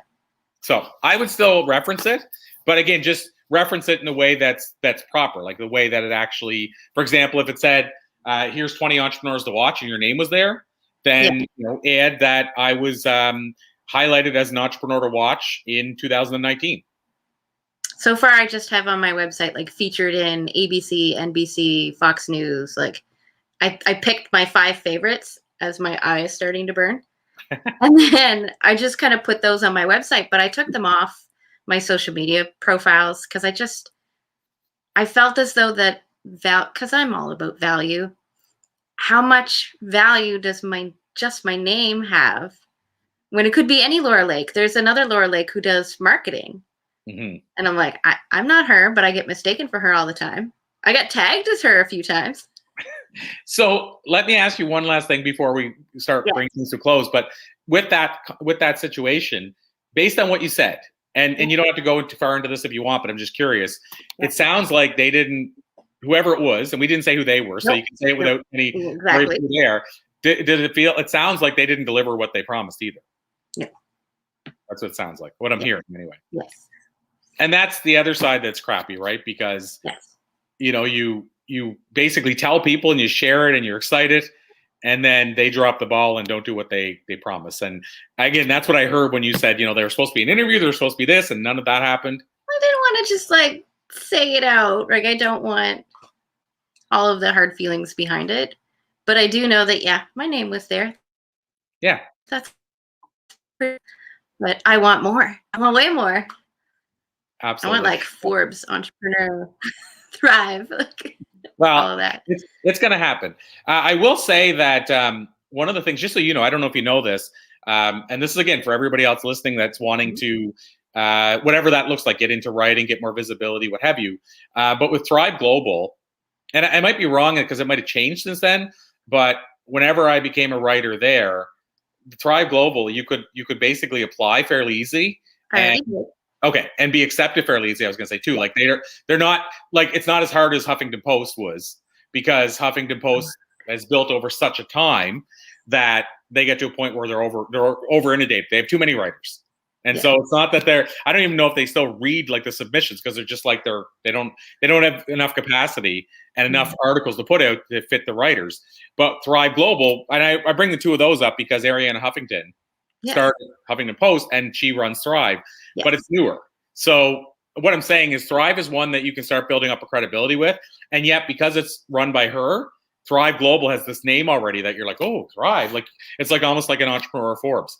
And so you can start writing there. And of course, the other one's Medium that I recommend, because Medium is still, it's for whatever reason, it's one of those ones that the name has caught on. It's considered a big name, but yet they're a blog post and they want blogs. And you basically can start, you could have a Medium post up probably by tomorrow. Nice. I also thought about psychology.com. Yeah, I haven't written for them all the time. Yeah, I haven't. I can honestly say I haven't written for them. I will say another one is Elephant Journal. I don't know if you've heard of them or not. The Elephant Journal. They used to be, again, same deal. They used to be really, really, really hard to get them to say yes. And now I think they just have a process that basically now I think you can get taken on as a writer. But what they do is the editing part. Like if they try to edit it 3 times and go, I can't even edit this person's work, it's too hard. I think they'll turn you down based on the quality of the writing now. But you can actually set up a profile and start submitting right away. Whereas before, they wouldn't even let you submit. You had to fill out stuff. And anyway, so they're making it easier. And I think it's because they have so much competition. So there's 3 for people that want to start writing immediately. So they have their As Seen on banner. You could theoretically be writing for Elephant Journal, Thrive, and Medium by next week. And so you think As Seen on banner, I think 5 logos in the As Seen on banner is enough. So you could have an As Seen on banner by next week by doing what I just said. So, and getting on radioguestlist.com and getting a couple of those interviews and saying, send me your logos, please. And tell them why. Say, hey, I want to promote you and that I was on your show. Can you send the logo along? You know, I find most of my podcast appearances and stuff, I actually get in Facebook groups. I have very niche Facebook groups that have the topics or the type of work that I do. So one's speaking, one's coaching, one's, you know, psychology or mental health or whatever happens to be. And there's constantly people going in saying, I need somebody for my podcast. I need somebody for my podcast. They're just everywhere. Well, and your topic is it's a topic where if it's the right show, it's a fit. Yeah. So it's a definite fit if it's the right show. So what I mean is, if it's health and wellness, you're probably going to be a good fit. Obviously, if it's a mental health show, you're going to be a good fit. If it's a show for stressed out business people, you're going to be a good fit. So, but I mean, there's shows you wouldn't be a fit for, but I feel like the ones that you're fit for, they're going to know right away she's a fit. So you're going to have a better time on the show and an easier time getting that spot, because the other people, they don't know how to fit them in. Like, there was a lady that we had on before on my show, and she's a dog whisperer, essentially. And my show's about influencers. And so on the surface, she even said, like, I don't think I'm a fit for the show, am I? And she was at this event we were at, and it was a struggle for people to find a fit, because people's shows are about business. Most of them aren't about pets. And so it was like, how do I find a fit? And I'm like, to me, I always look at the scenario of what affects the people on my show, influencers. Yeah. So influencers, in my opinion, have pets. And so how I approached it is I said, I believe, and my mom would be the first to tell you that this happened with her, but her dog was basically stressed to the max, and my mother was stressed to the max, and my mother felt it was picking up on her energy. And so I believe that's the case. So what we took for the show with this pet whisperer is basically I brought her on the show and said, let's talk about how what's going on in our life, our pets will reflect it for us. So we can look at our pet and say, if our pet's always basically moping around and depressed, maybe that's what's going on in us. Maybe that's what we're feeding off. And what can we do about it? And so basically they become a mirror for us. So that was a way I could fit her on a show about influencers, even though it had nothing to do with pets. So what I'm saying is, most people, they have a hard time to figure out how to fit people in where they're so niche down that it's not even related to their show. In your case, it's either going to be yes or no immediately. Oh, that's how I view it. I was like, I don't even reach out to people unless I know that what I have to say will serve their audience. If that's then the answer is no. Yeah, if it's a maybe, then no. Yeah. I love it. But yeah, I just wanted to point that out, and that's another takeaway for people that want to get into either having a podcast or getting on podcasts, is the better defined and the better defined your brand is, and the more clarity you can give people about your brand, the easier it will be for them to say immediate yes or an immediate no. And you want the people that it isn't a fit to say immediately no. Eleanor Beaton, who's from both of our Next to the Woods, we had her on quite a while back, but one of the things she said is that she said, I work just as hard to repel people from my business as I do to bring them in. And that's what I'm getting at here, is that those people that aren't a fit, you want them to walk away and say, nope, that's not for me, as quick as the ones that say, yeah, she is for me. So again, be clear and defined like Laura is about what she does, and it'll be easier for people to bring you on their show. That's the takeaway. Oh, yes. It was never like that. It does take work. And I keep asking those same questions. Who am I? What do I stand for? Why do I do what I do? You know what? I just, to finish things off, I have to say what I do now has been an ever-evolving thing. But the two things as far as clarity now is, if you bring me in onto your show to speak into your audience, what I'm going to do is, and this is if I'm speaking to your audience and not my audience, because there's two different things there. But to your audience, meaning like if you bring me in for your event, what I'm going to share is the top common traits of the world's most influential leaders. So, and I'm in a unique position, 6,500 interviews to tell you what the top leaders are doing differently than everybody else. Well, and that's very defined. So I'm either a fit for you or not. But the other side of what I do now is I help influencers or solopreneurs, as we said earlier, or healers find platforms and stages. Again, that's very defined, I feel. You can say, okay, we'll bring them on the show to talk about how to get more stages. But to your point, I've been doing this 20 years. And 5 years ago, I couldn't be as defined as I just told you right there. Yep. It's a work in progress. 3 weeks ago, I wouldn't have told you what I just told you earlier this morning. And we know exactly what you do. So it doesn't matter if it took 10 years or whatever amount of time. Today, you know what it is. So I know clearly how I can recommend you for shows. And so I'll start doing that. So Laura Lake, this has been an absolute pleasure. Laura M. Lake, but Laura Lake, this has been an absolute pleasure. I so appreciate you. I thank you for joining me today. Excited to have you back tomorrow. anything you want to share as a final note before we let people run with their day? My kitten is coming to say hello. Okay. Like, I knew something was, what? Yeah, I'm coming. what's the kitten's name? Her name is Butterfly. Oh, I like that. That's how she came. Yeah. The other cat that we had, who was very much my mirror and very much my therapy kitty, he died a few days before Christmas. So Aw. she's still having a hard time. That's why she wants my attention. Don't you? And she's a kitten, right? Like she's still. No, she's 3, and he was only 3 as well. Oh, okay. Yeah. Mine are 12, so they're nowhere near a kitten anymore, and they're sister and brother, so they're literally the same age. That's so cute. Yes. They're pretty cool. Awesome stuff. So I'm thinking we're going to see the kitten. That's what I was wondering. This is Butterfly. Oh, that's awesome. Hey, Butterfly. So Laura, that was awesome. Butterfly, thanks so much for joining us. And you are now officially, Butterfly is a part of our family now. So Laura, again, absolute pleasure. We'll be back tomorrow. Like I said, for people that Eastern's usually the most universal time, so that's why I go with that. 11:45 Eastern. If you're in Atlantic like us, 12:45.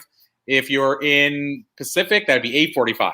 So those are the most common time zones. So we'll see you tomorrow. We're gonna have a great day tomorrow. Let me see if I can bring up, just so I can give people a heads up who's gonna be on. But we'll be back tomorrow. People that want to know more about Blue Talks, of course, you can go to bluetalks.com. And for tomorrow, wow, we have 3 men and 1 woman. That's very rare for Blue Talks. So we have 2 speakers that are going to be absolutely crushing it. One on leadership. One is in the fitness and wellness world and making a transition out. And he's I don't know what you call it, ultra triathlon or something, triathlete. He's like, got this amazing story. And then we have Catherine Ranger, and we also have Chris Wilson, and both of them are a member of our so yay. So we're gonna have some great guests tomorrow. So Laura, thank you so much. I appreciate you. I appreciate everybody else. Thanks for tuning in, and we will see you back here tomorrow, same bat time, same bat channel. I was gonna wear my Batman skirt and I didn't. Okay, well, you can wear it tomorrow. I'll say the same tomorrow. Awesome. Thanks, Laura. Thanks, everybody.